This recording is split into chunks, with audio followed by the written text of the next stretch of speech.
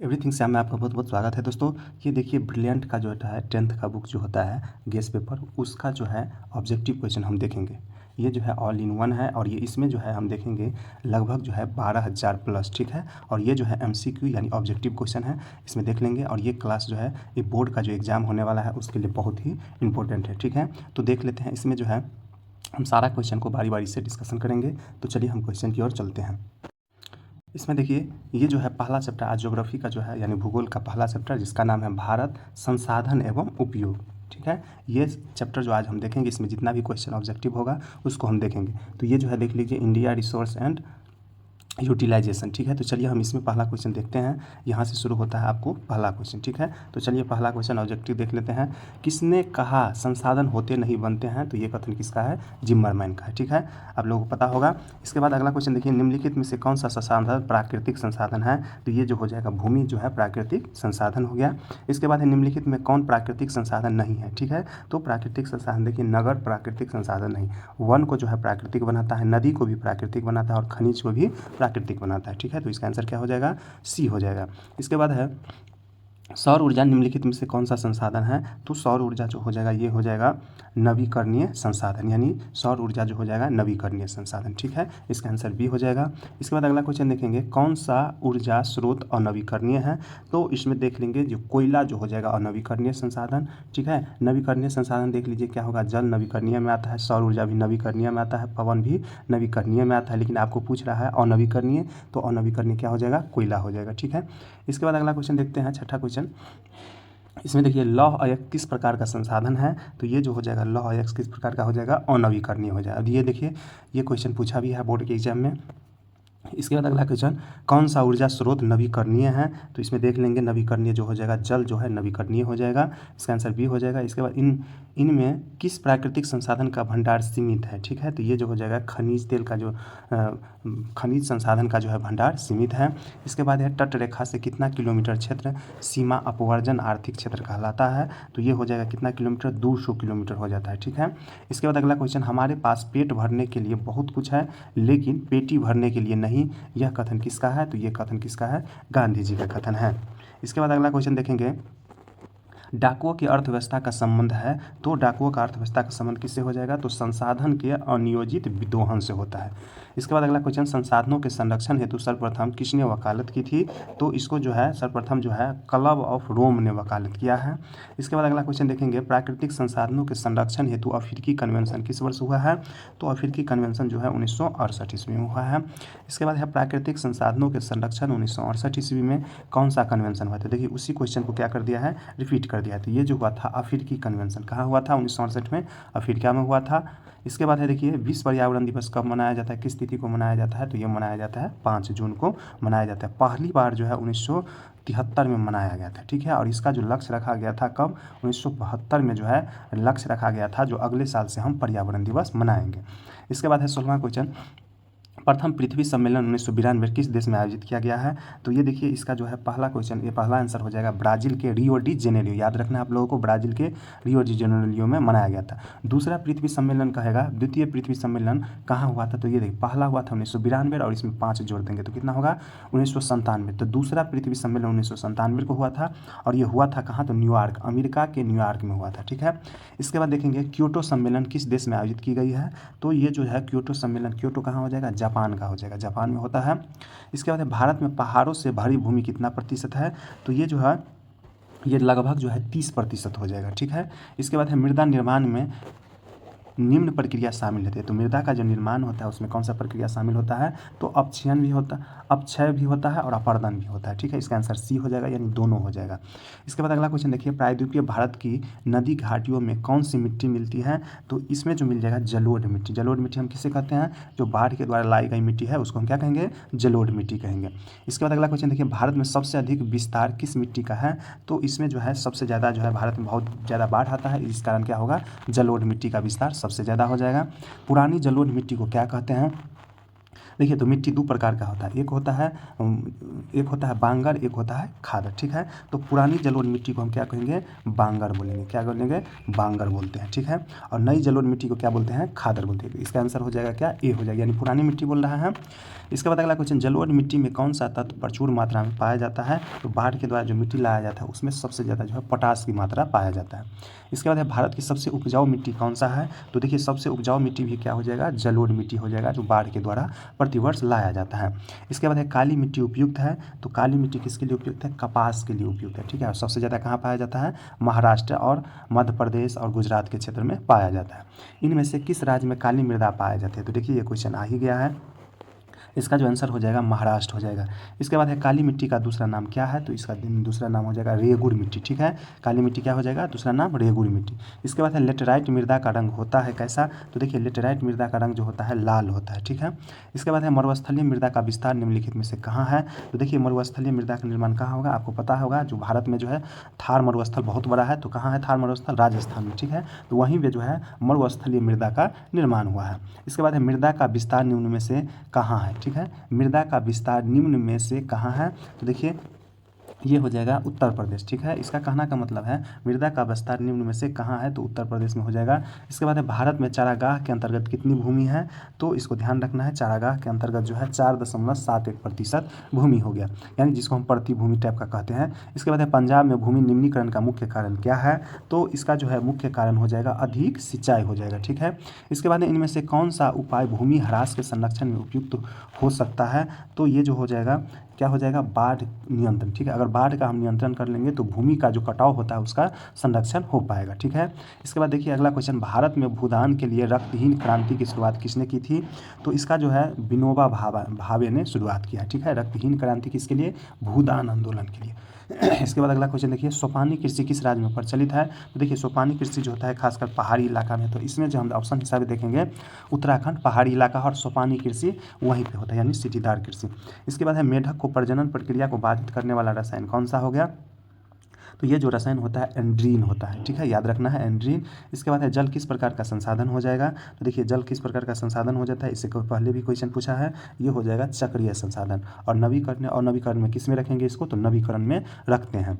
इसके बाद है बृहद क्षेत्र में जल की उपस्थिति के कारण ही पृथ्वी को क्या कहते हैं। तो देखिए पृथ्वी का जो है नीला ग्रह कहते हैं, ठीक है। पृथ्वी को क्या कहते हैं, नीला ग्रह, किसके कारण, तो बहुत ज़्यादा 71% जो है जल की उपस्थिति है इस कारण। इसके बाद है पृथ्वी के किस गोलार्ध को जल गोलार्ध कहा जाता है। तो देखिए जल गोलार्ध पृथ्वी को दो भागों में बांटा गया है, उत्तरी भाग को उत्तरी गोलार्ध और दक्षिण भाग को दक्षिणी गोलार्ध। तो दक्षिण में सबसे ज़्यादा जो है पानी की मात्रा पाया जाता है, इसीलिए इसको कहेंगे दक्षिणी गोलार्ध, ठीक है। पृथ्वी को किस भाग को गोलार्ध कहते हैं, जल गोलार्ध कहते हैं, तो दक्षिणी भाग को। इसके बाद है कुल जल का कितना प्रतिशत भाग महासागरों में निहित है। इसको देख लेंगे 96.5% है, ठीक है। इसके बाद है विश्व के कुल जल आयात का कितना प्रतिशत मृदु जल है। मृदु जल मतलब मीठा जल है, तो 2.5%। इसके बाद हिमालय क्षेत्र में प्रवाहित होने वाली नदियाँ निम्नलिखित में से किस कारण की प्रवाह प्रणाली प्रस्तुत करती है। तो ये हो जाएगा किस कारण हो जाएगा, पूर्ववर्ती, ठीक है। इसके बाद हिमालय के अपवाह तंत्र में जो नदी तंत्र शामिल नहीं है वह कौन सा है। तो इसमें देखिए कौन सा हो जाएगा, महानदी हो जाएगा। देखिए हिमालय से गंगा निकलती है, ब्रह्मपुत्र भी और सिंधु भी, ठीक है। ये महानदी जो है दक्षिण भारत की नदी हो जाएगा। इसके बाद निम्नलिखित में से कौन सी नदी भारत नेपाल की मध्य सीमा बनाती है। तो इसका जो आंसर हो जाएगा काली नदी हो जाएगा, ठीक है। कौन सा नदी, काली नदी हो जाएगा। इसके बाद प्राणियों के शरीर में कितना प्रतिशत जल की मात्रा निहित होता है। देखिए तो मनुष्य के शरीर में जो है 65% जल की मात्रा निहित होता है। इसके बाद भारत में जल का सबसे अधिक उपयोग किया जाता है। तो देखिए भारत में सबसे ज़्यादा जो है जल का उपयोग जो है सिंचाई कार्य में किया जाता है। इसके बाद देखिए भारत में कितने प्रतिशत जल का उपयोग घरेलू तथा नगरीय आपूर्ति में किया जाता है। तो ये देखिए जो है 11% जल का जो है उपयोग किया जाता है, किसके लिए, तो जल का घरेलू तथा नगरीय आपूर्ति में किया जाता है। इसके बाद है देश में बांधों को किसने भारत का मंदिर कहा था। ये हो जाएगा पंडित नेहरू। इसके बाद भारत की सबसे बड़ी कृत्रिम झील कौन सी है। तो भारत का सबसे बड़ा जो कृत्रिम झील हो गया गोविंद बल्लभ पंत हो जाएगा, ठीक है। कृत्रिम झील हम किसको कहेंगे, तो वैसा झील जो मानव के द्वारा बनाया गया है उसको हम क्या कहेंगे, कृत्रिम झील। और ये भारत का सबसे बड़ा हो गया गोविंद बल्लभ पंत झील हो जाएगा। ये कहाँ पर है, उत्तर प्रदेश में। नागार्जुन सागर परियोजना किस नदी पर स्थित है। तो नागार्जुन सागर जो परियोजना है ये हो जाएगा कृष्णा नदी पर स्थित है। इसके बाद है इंदिरा गांधी नहर परियोजना किस राज्य की महत्वाकांक्षी परियोजना हो जाएगा। तो ये हो जाएगा राजस्थान को।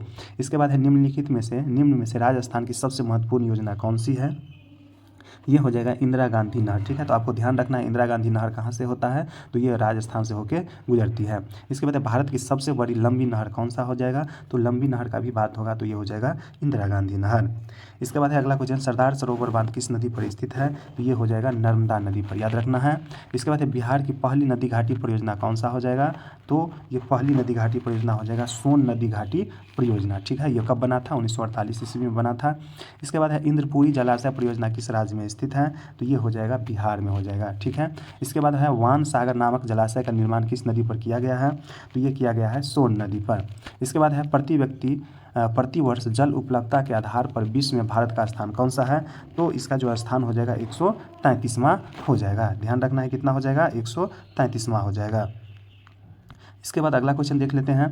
अगला क्वेश्चन कह रहा है बिहार में अति जल दोहन से भूमिगत जल में किस तत्व का संकेंद्रण बढ़ा है, तो ये देखिए ये सबसे ज़्यादा किस चीज़ का, आर्सेनिक का मात्रा जो है बढ़ गया है। इसके बाद इनमें कौन मछलियों के अस्तित्व को खतरे में डाल सकता है, तो मछली के अस्तित्व को जो है खतरे में जो डाल सकता है कौन, दूषित जल, ठीक है। इसके बाद है सर्वाधिक वर्षा होती है कहाँ पे, तो मानसीराव में होता है। मानसीराव कहाँ हो गया, तो ये हो जाएगा मानसीराव कहाँ है, मानसीराव मेघालय में खांसी की पहाड़ी पर स्थित है। इसके बाद है वर्षा जल संग्रह के ढांचे को हर घर में बनाना किस राज्य में अनिवार्य है, तो ये देखिए ये जो हो जाएगा तमिलनाडु में हो जाएगा, ठीक है। इसके बाद है भारत सरकार ने कब राष्ट्रीय पेयजल मिशन चालू किया है, ये जो चालू किया है 1986 ईस्वी में चालू किया है, ठीक है। इसके बाद है एक FAO, ठीक है, FAO की वानिकी रिपोर्ट के अनुसार 1948 में विश्व में कितने हेक्टेयर भूमि पर वन का विस्तार था, तो ये इसका जो आंसर हो जाएगा 4 अरब हेक्टेयर, ठीक है। इसके बाद है 2001 में भारत में वनाच्छादित भूभाग देश के कुल भूभाग का कितना प्रतिशत था, तो ये देखिए 2001 की क्वेश्चन पूछ रहा है, तो इसका हो जाएगा 19.27%। इसके बाद है वन स्थिति रिपोर्ट के अनुसार भारत में वन का विस्तार कितना है, तो ये देखिए इसका जो विस्तार हो जाएगा 20.60 भौगोलिक क्षेत्र में, ठीक है। इसके बाद देखेंगे भारत में 2011 के अनुसार कितने प्रतिशत भौगोलिक क्षेत्र में वन का विस्तार हो जाएगा, तो इसका जो हो जाएगा कितने प्रतिशत क्षेत्र में हो जाएगा, तो ये हो जाएगा 21.23%।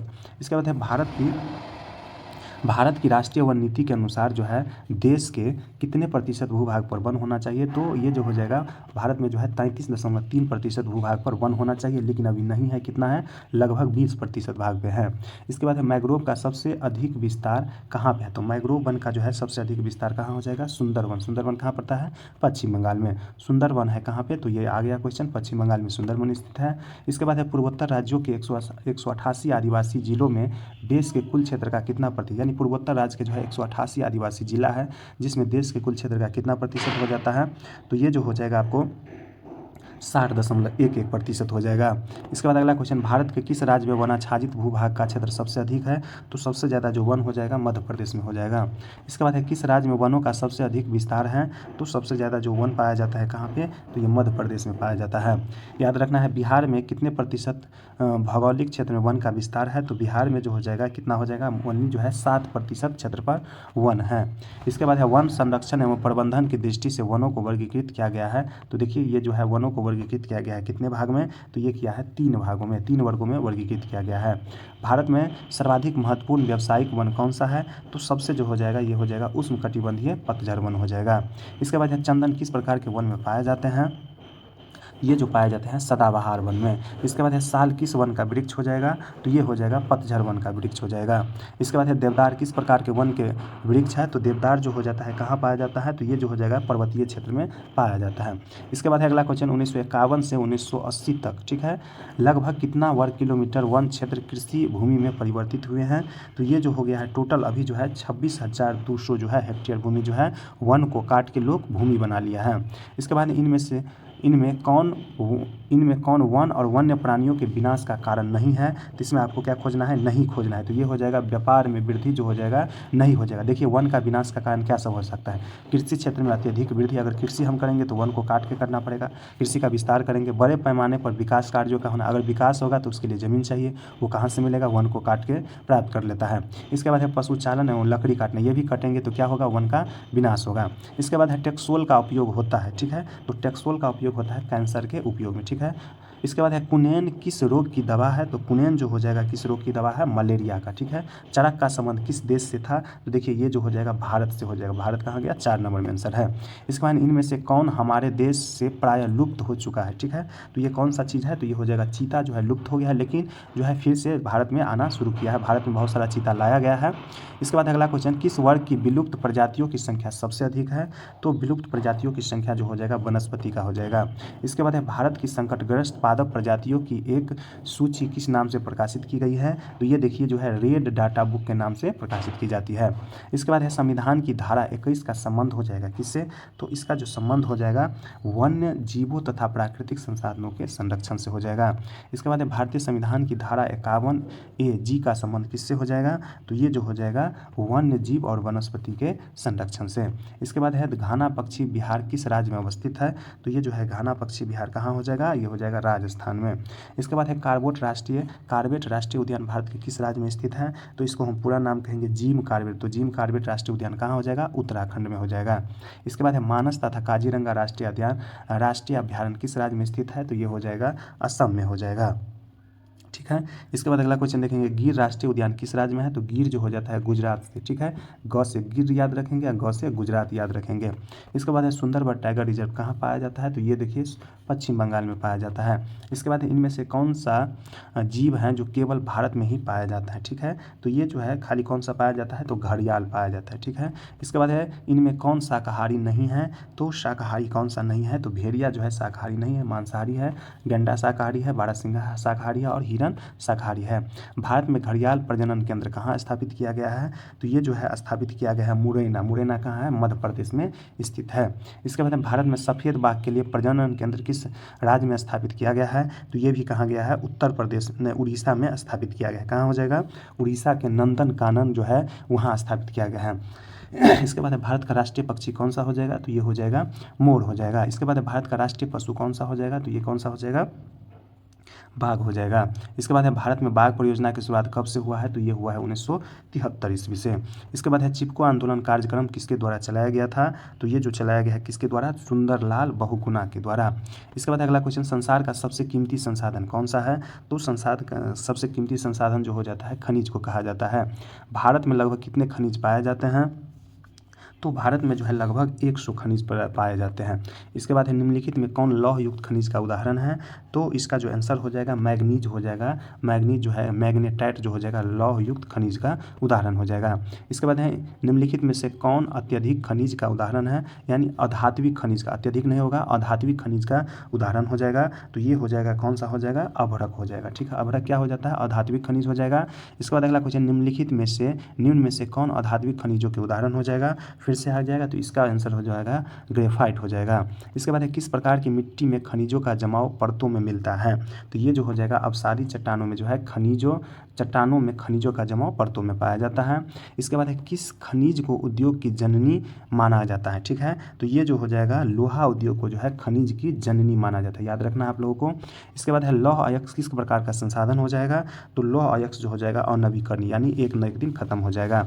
इसके बाद है निम्नलिखित में से कौन लौह अयस्क का एक प्रकार हो जाएगा, तो लौह अयस्क का जो है हेमाटाइट जो है लौह का एक अयस्क है। ठीक है, इसके बाद है इनमें से कौन लौह अयस्क का एक प्रकार नहीं है, देखिए इसमें से खोजना है, नहीं है, तो ये जो हो जाएगा एंथ्रासाइट। एंथ्रासाइट क्या हो जाएगा, कोयला का प्रकार है, लोहा का प्रकार नहीं है। देखिए अब हम बोलेंगे कौन कौन सा होता है, तो हेमाटाइट जो है लोहा का अयस्क है, मैग्नेटाइट लोहा का अयस्क है, लैमोनाइट जो है लोहा का अयस्क है। इसके बाद है निम्नलिखित में से किस खनिज में भारत सुसंपन्न है। ठीक है, तो ये कौन सा खनिज हो जाएगा, ये हो जाएगा लोहा, ये कौन सा हो जाएगा, लोहा हो जाएगा। ठीक है, लोहा में जो है भारत सुसंपन्न है। इसके बाद भारत का सबसे बड़ा लौह अयस्क उत्पादन राज्य कौन सा हो जाएगा, तो सबसे ज़्यादा जो लौह उत्पादन करता है ये उड़ीसा हो जाएगा।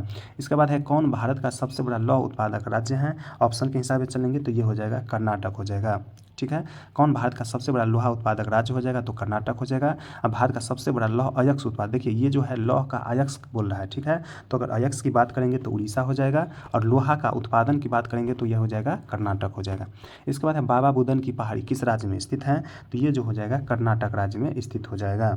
इसके बाद अगला क्वेश्चन देखेंगे, छत्तीसगढ़ भारत का कितना प्रतिशत लौह अयस्क उत्पादन करता है, तो छत्तीसगढ़ जो है टोटल जो है 20% लौह अयस्क का उत्पादन करता है। इसके बाद है नुआ मंडी किस राज्य में स्थित है? तो नुआ मंडी कहाँ हो जाएगा? झारखंड राज्य में स्थित हो जाएगा। इसके बाद है भारत का लौह किस देश को निर्यात किया जाता है? तो ये जो है निर्यात किया जाता है किसको? जापान को किया जाता है। ठीक है, आपको ध्यान रखना है किसको निर्यात किया जाता है? जापान को किया जाता है। इसके बाद इनमें से कौन लोहे का निर्यात नहीं करता है? ठीक है, तो लोहे का निर्यात कौन नहीं करता है? मुंबई जो है लोहे का निर्यात नहीं करता है। तो देखिए लोहा का निर्यात कहाँ कहाँ से होता है? तो कोलकाता से होता है, पारादीप यानी उड़ीसा से होता है, और विशाखापट्टनम यानी आंध्र प्रदेश से होता है। इसका आंसर जो हो जाएगा एक हो जाएगा। इसके बाद है मैग्नीज उत्पादन में भारत का विश्व में क्या स्थान हो जाएगा? तो ये जो है मैग्नीज उत्पादन में जो है तृतीय स्थान है। इसके बाद है एक टन इस्पात बनाने में कितने मैग्नीज का उपयोग होता है? तो ध्यान रखना है 10 किलोग्राम मैग्नीज का उपयोग होता है। इसके बाद है मैग्नीज का उपयोग किया जाता है किसके लिए? तो मैग्नीज का जो उपयोग किया जाता है ये हो जाएगा बैटरी निर्माण में भी किया जाता है, फोटोग्राफी उद्योग में भी किया जाता है, और माचिस उद्योग में भी किया जाता है, यानी इसका आंसर डी हो जाएगा। निम्न में से कौन सा राज्य मैग्नीज का सबसे बड़ा उत्पादक है? तो सबसे ज़्यादा जो उत्पादक होता है मैग्नीज का उड़ीसा में हो जाएगा। इनमें कौन मैग्नीज का महत्वपूर्ण उत्पादक नहीं है? तो देखिए इसमें क्या खोजना है? नहीं, तो नहीं क्या हो जाएगा? तमिलनाडु हो जाएगा। ठीक है, मैग्नीज का उत्पादक नहीं है तो तमिलनाडु। देखिए कौन कौन करता है, अगर हाँ पूछेगा तो उड़ीसा में होता है, कर्नाटक में होता है, और महाराष्ट्र में हो जाएगा। भारत में बॉक्साइट का सबसे बड़ा उत्पादक राज्य कौन सा है? तो बॉक्साइट का सबसे बड़ा उत्पादक राज्य हो जाएगा उड़ीसा ही हो जाएगा। इसके बाद है पीतल बनाया जाता है किससे? तो पीतल का जो निर्माण होता है ये होता है तांबा और जस्ता दोनों को मिलन करने से। इसके बाद है देश में तांबे का कुल भंडारण कितना हो जाएगा? तो तांबा का जो कुल भंडारण है ये जो हो जाएगा 125 करोड़ टन हो जाएगा। इसके बाद है झारखंड का घाटशिला किस खनिज के उत्पादन के लिए प्रसिद्ध है? तो झारखंड का जो हो जाएगा तांबा के लिए प्रसिद्ध है। इसके बाद है बिहार और झारखंड में देश का कितना प्रतिशत अदरक का उत्पादन होता है? तो ये जो होता है 80% होता है। इसके बाद है झारखंड का कोडरमा किस खनिज के लिए प्रसिद्ध है? तो ये जो है किस खनिज के लिए हो जाएगा? तो अभ्रक के लिए हो जाएगा। इसके बाद है सीमेंट उद्योग का सबसे प्रमुख कच्चा माल क्या हो जाएगा? तो ये हो जाएगा चूना पत्थर। इनमें से कौन सी प्राथमिक ऊर्जा नहीं है? तो देखिए इसमें जो है खोजना है आपको प्राथमिक ऊर्जा नहीं है। तो ये देखिए विद्युत जो हो गया प्राथमिक ऊर्जा नहीं। प्राथमिक ऊर्जा हम उसको कहेंगे जिससे डायरेक्ट हम बिजली प्राप्त करते हैं। देखिए प्राकृतिक गैस से प्राप्त करते हैं, पेट्रोल से भी बिजली प्राप्त कर सकते हैं, और कोयला से भी नहीं, तो उसको हम कहेंगे प्राथमिक, और विद्युत जो उत्पादन हो जाएगा ये द्वितीय हो जाएगा। इसके बाद है कोयला है। कोयला क्या है? कोयला हो जाएगा एक अनवीकरणीय संसाधन हो जाएगा। इसके बाद है निम्नलिखित में से कौन सा परंपरागत ऊर्जा का स्रोत है? तो ये जो हो जाएगा परंपरागत ऊर्जा का स्रोत जो हो जाएगा कोयला हो जाएगा। ठीक है, इसके बाद अगला क्वेश्चन देखेंगे ऊर्जा का गैर परंपरागत स्रोत क्या हो जाएगा? तो ये हो जाएगा सूर्य किरण। ठीक है, सूर्य का किरण जो हो जाएगा परंपरागत हो जाएगा सूर्य का किरण, और गैर परंपरागत पूछ लिया अगर तो प्राकृतिक गैस हो जाएगा, कोयला हो जाएगा, और जल हो जाएगा। इसके बाद है इनमें से ऊर्जा का गैर परंपरागत स्रोत कौन सा है? तो देखिए यही क्वेश्चन पूछ लिया है, तो ये हो जाएगा ज्वारीय ऊर्जा हो जाएगा। इसके बाद है भारत में ऊर्जा का प्रमुख स्रोत कौन सा है? तो भारत में ऊर्जा का जो है प्रमुख स्रोत हो जाएगा कोयला हो जाएगा। इसके बाद अगला क्वेश्चन गोंडवाना युग की चट्टानों में भारत का कितना प्रतिशत कोयला मिलता है? तो गोंडवाना में जो हो जाएगा 98% कोयला मिलता है। इसके बाद है गोंडवाना समूह के कोयले का निर्माण हुआ था तो कितने साल पहले हुआ है? तो ये हो जाएगा 20 करोड़ वर्ष पहले हुआ है। इसके बाद है कोयले का सर्वोत्तम प्रकार कौन सा है? तो कोयले का जो सबसे अच्छा प्रकार जो हो जाता है एंथ्रासाइट हो जाता है। कोयला कितने प्रकार का होता है? 4 प्रकार का, लिग्नाइट, एंथ्रासाइट, लिग्नाइट, बिटुमिनस और पीट, यही चारों जो है कोयला का प्रकार हो जाएगा। सबसे घटिया कोयला कौन सा होता है? तो सबसे घटिया कोयला जो है पीट को बोला जाता है। इसके बाद है भारत में कोयले का सर्वप्रमुख उत्पादक राज्य कौन सा हो जाएगा? तो भारत में जो है सबसे ज़्यादा जो कोयला जो उत्पादन करता है ये हो जाएगा झारखंड हो जाएगा। इसके बाद है कालाकोट कोयला क्षेत्र किस राज्य में स्थित है? देखिए कालाकोट जो है कोयला क्षेत्र जो है जम्मू कश्मीर राज्य में स्थित हो जाएगा। किस राज्य में खनिज तेल का विशाल भंडार स्थित है? तो खनिज तेल का जो विशाल भंडार हो जाएगा असम में पाया जाता है। इसके बाद है पेट्रोलियम किन चट्टानों में मिलता है? तो पेट्रोलियम जो मिलता है किसमें? परतदार चट्टान में मिलेगा। इसके बाद है डिगबोई तेल क्षेत्र कहाँ स्थित है? तो ये याद रखना है आपको, असम में स्थित है। इसके बाद देखिए अंकलेश्वर में किस शक्ति के संसाधन की प्रचुरता है? तो देखिए अंकलेश्वर में जो हो जाएगा किसके लिए हो जाएगा? तो ये हो जाएगा खनिज तेल बहुत पाया जाता है। अंकलेश्वर कहाँ है? तो गुजरात में है। इसके बाद है मुंबई हाई क्यों प्रसिद्ध है? तो मुंबई हाई जो है ये है खनिज तेल हेतु उत्पादन। ये कहाँ है? तो मुंबई जो है हो गया ये अरब सागर में जो है मुंबई से 176 किलोमीटर दूर समुद्र में है, और वहाँ जो है तेल उत्पादन किया जाता है, और वहाँ जो है किसके लिए फेमस है? मुंबई हाई के नाम से फेमस है। इसके बाद भारत का प्रथम तेल शोधक कारखाना कहाँ स्थित है? तो ये हो जाएगा डिगबोई में हो जाएगा। इसके बाद अगला क्वेश्चन देखिए भारत में खनिज तेल का वार्षिक उत्पादन कितना होता है? तो लगभग जो है 3 करोड़ टन होता है। इसके बाद है अगला क्वेश्चन देखिए, प्राकृतिक गैस किस खनिज के साथ पाया जाता है? तो ये पाया जाता है पेट्रोल, यानी जहाँ जहाँ पेट्रोल पाया जाएगा, खनिज तेल पाया जाएगा, वहाँ वहाँ प्राकृतिक गैस भी पाया जाता है। इनमें कहाँ प्राकृतिक गैस के भंडार मिले हैं? ठीक है, तो देखिए प्राकृतिक गैस का भंडार कहाँ मिला है? तो त्रिपुरा में मिला है। इसके बाद है भारत में सर्वप्रथम जल विद्युत गृह की स्थापना कहाँ की गई है? तो भारत में सबसे पहला जो किया गया था कर्नाटक में किया गया था, शिवसमुद्रम। इसके बाद है भाखड़ा नांगल परियोजना किस नदी पर अवस्थित है? तो ये हो जाएगा सतलज नदी पर अवस्थित है। इसके बाद है गोविंद सागर कृत्रिम जलाशय संबंधित है किस नदी पर बनाया गया है? तो ये जो है भाखड़ा नांगल बांध पर से बनाया गया है। ठीक है, कहाँ पे? भाखड़ा नांगल बांध से हो जाएगा। इसके बाद है निम्नलिखित बहुउद्देशीय परियोजनाओं में से कौन सी परियोजना झारखंड राज्य की परियोजना है? तो ये हो जाएगा दामोदर घाटी परियोजना हो जाएगा।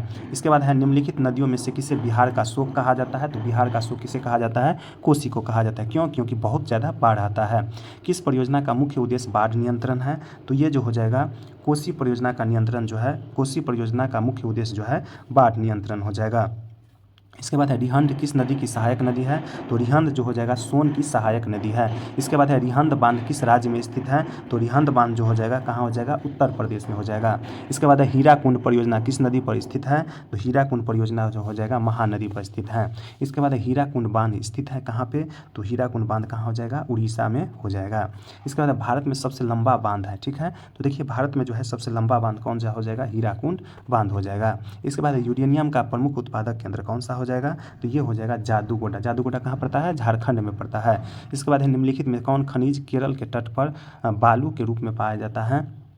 तो ये जो है केरल के तट पर बालू के रूप में कौन सा पाया जाएगा? थोरियम पाया जाता है। इसके बाद है तारापुर परमाणु ऊर्जा केंद्र स्थित है कहाँ पे? तो ये हो जाएगा महाराष्ट्र में हो जाएगा। इसके बाद भारत का पहला परमाणु ऊर्जा केंद्र कहाँ स्थित है? तो भारत में जो है पहला परमाणु केंद्र जो होगा तारापुर महाराष्ट्र में हो जाएगा। एशिया का सबसे बड़ा परमाणु विद्युत गृह कहाँ पे है? तो देखिए ये जो है तारापुर में है। तारापुर कहाँ है? महाराष्ट्र में ही है। ताप विद्युत केंद्र का उदाहरण है, तो ताप विद्युत केंद्र का उदाहरण कौन सा हो जाएगा? तो बरौनी जो है ताप विद्युत केंद्र का उदाहरण हो जाएगा, यानी वहाँ से बरौनी से जो है बिजली प्राप्त किया जाता है। इसके बाद है भारत के किस राज्य में सौर ऊर्जा का विकास की संभावना सर्वाधिक संभावना, यानी सौर ऊर्जा सबसे ज़्यादा कहाँ हो सकता है? तो ये जो हो जाएगा राजस्थान में हो जाएगा। क्या हो जाएगा आंसर इसका? राजस्थान। इसके बाद है पवन ऊर्जा निम्नलिखित में कौन सा संसाधन हो जाएगा? तो ये जो है पवन ऊर्जा किस प्रकार का संसाधन हो जाएगा? तो नवीकरणीय संसाधन हो जाएगा। इसके बाद है विश्व में सबसे अधिक पवन ऊर्जा का दोहन किस देश में होता है, यानी पवन ऊर्जा का जो है दोहन किस देश में होता है? तो ये हो जाएगा नीदरलैंड में होता है। इसके बाद है ज्वारीय ऊर्जा किस प्रकार का संसाधन हो जाएगा? तो ये हो जाएगा नवीकरणीय संसाधन हो जाएगा। इसके बाद है ज्वारीय एवं तरंग ऊर्जा उत्पादन हेतु भारत के अधिक अनुकूलन परिस्थिति कहाँ पाई जाती है? तो ज्वारीय और तरंग ऊर्जा जो है उत्पादन जो है ये पाया जाएगा सबसे अधिक संभावना गुजरात के खंभात की खाड़ी में है। इसके बाद भारत में विद्युत की सबसे अधिक खपत किस में होती है? तो सबसे जो अधिक खपत होता है उद्योग में होता है। ठीक है, तो ये देखिए ये तो इसमें जो है हम आज कृषि देखेंगे। कृषि को अंग्रेजी में कहते हैं एग्रीकल्चर कहते हैं, यहाँ आप देख सकते हैं। ये दूसरा चैप्टर है आपके बुक का, ये जो है भूगोल का है। और इसमें जो है पहला क्वेश्चन हम देखेंगे। पहला क्वेश्चन देखिए इसमें दिया है भारत के सकल राष्ट्रीय उत्पादन में कृषि का योगदान कितना प्रतिशत है? ठीक है, तो अभी जो है 13.7% है। इसका आंसर जो हो जाएगा 1 हो जाएगा। इसके बाद है भारत की कितनी प्रतिशत आबादी प्रत्यक्ष या अप्रत्यक्ष रूप से कृषि कार्य में लगी हुई है? तो ये जो हो जाएगा इसका आंसर बी हो जाएगा 53.8%।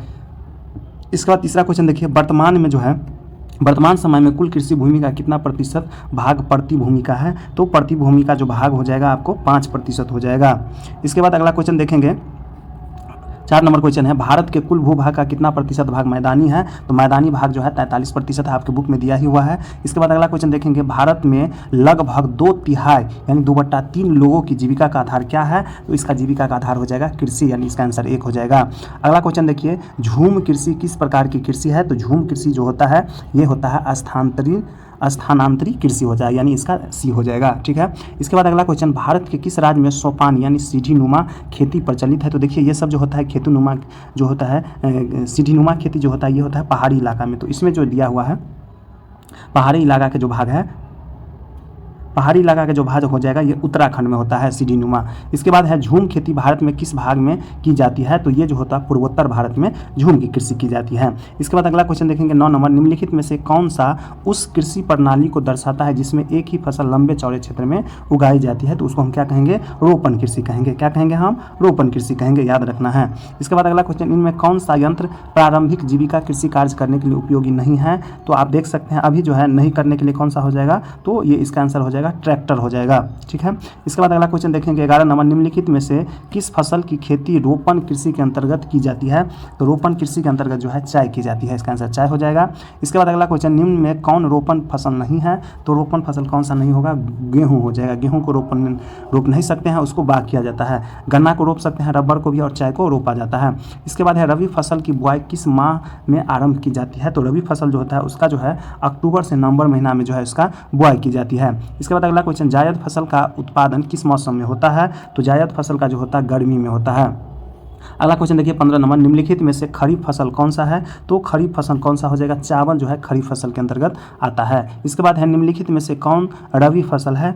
तो रबी फसल कौन सा हो जाएगा? चना जो हो जाएगा रबी फसल हो जाएगा।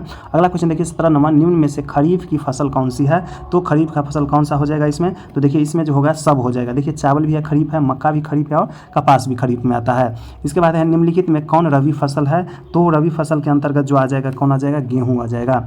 इसके बाद है निम्न में से कौन रोपण फसल नहीं है? तो देखिए आपको क्या खोजना है इसमें? नहीं खोजना है। तो धान जो है रोपण फसल नहीं है। देखिए रबर ये रोपण फसल है, गन्ना रोपण फसल है और चाय भी रोपण फसल हो गया। ठीक है, इसके बाद देखिए भारत की मुख्य खाद्यान्न फसल कौन सा है?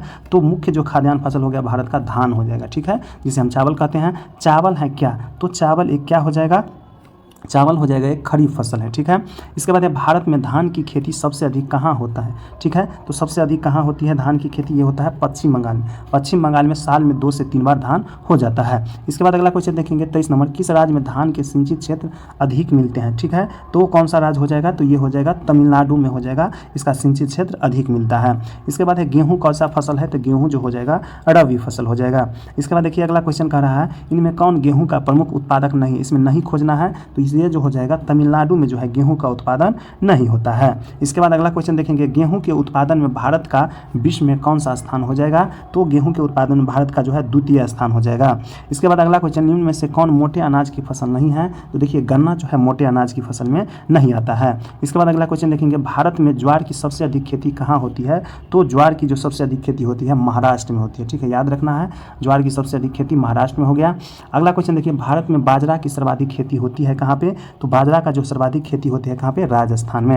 अगला क्वेश्चन देखिए दाल किस पौष्टिक अंश का स्रोत है? ठीक है, तो दाल से क्या मिलता है हमको? तो सबसे ज़्यादा जो है इसमें प्रोटीन मिलता है। इसके बाद अगला क्वेश्चन, निम्न में से कौन दलहन की फसल नहीं है? तो इसमें से दलहन का फसल जो हो जाएगा बाजरा नहीं है। चना का भी दाल होता है, मसूर की भी होता है और उड़ीद का भी होता है। इसके बाद है दक्षिण भारत में सर्वाधिक गन्ना उत्पादक राज्य कौन सा है? तो दक्षिण भारत की बात कर रहा है तो ये हो जाएगा महाराष्ट्र। वैसे भी महाराष्ट्र में सबसे ज़्यादा गन्ना का उत्पादन होता है। इसके बाद देखिए तिलहन के उत्पादन में भारत का विश्व में कौन सा स्थान है? तो तिलहन के उत्पादन में प्रथम स्थान हो जाएगा। इसके बाद है मूंगफली का उत्पादन भारत के किस राज्य में सबसे अधिक होता है? सबसे ज़्यादा जो होता है कहाँ पे हो जाएगा? तो सबसे ज़्यादा हो जाएगा गुजरात में मूंगफली का उत्पादन होता है। ठीक है, इसके बाद है अगला क्वेश्चन देखेंगे 35 नंबर का है सरसों के उत्पादन में भारत का कौन सा राज्य प्रथम स्थान रखता है? तो सरसों के उत्पादन में जो हो जाएगा कौन सा हो जाएगा? तो ये हो जाएगा राजस्थान इसका भी।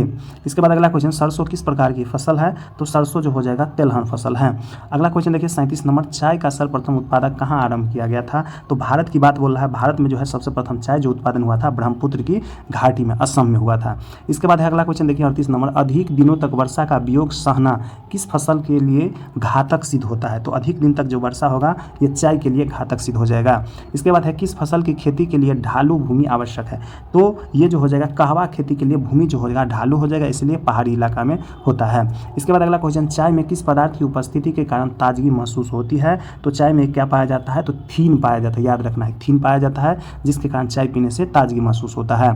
इसके बाद है विश्व में चाय का सबसे बड़ा उत्पादक देश कौन सा है? तो पूरे विश्व की बात कर रहा है तो चीन जो है सबसे बड़ा उत्पादक हो जाएगा।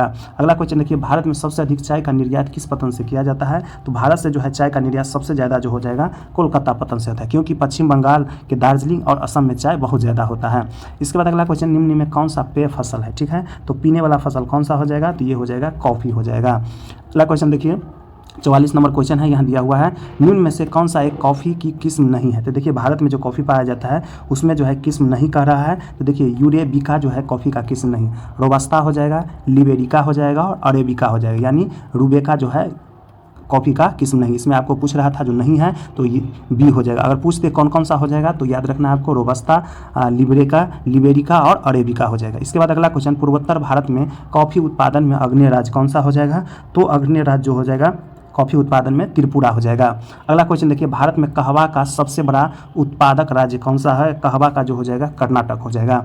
अगला क्वेश्चन देखेंगे, भारत में बागानी कृषि की शुरुआत हुई थी, तो बागानी कृषि का भारत में कब से शुरुआत हुआ है? तो 1880 ईस्वी से हुआ है।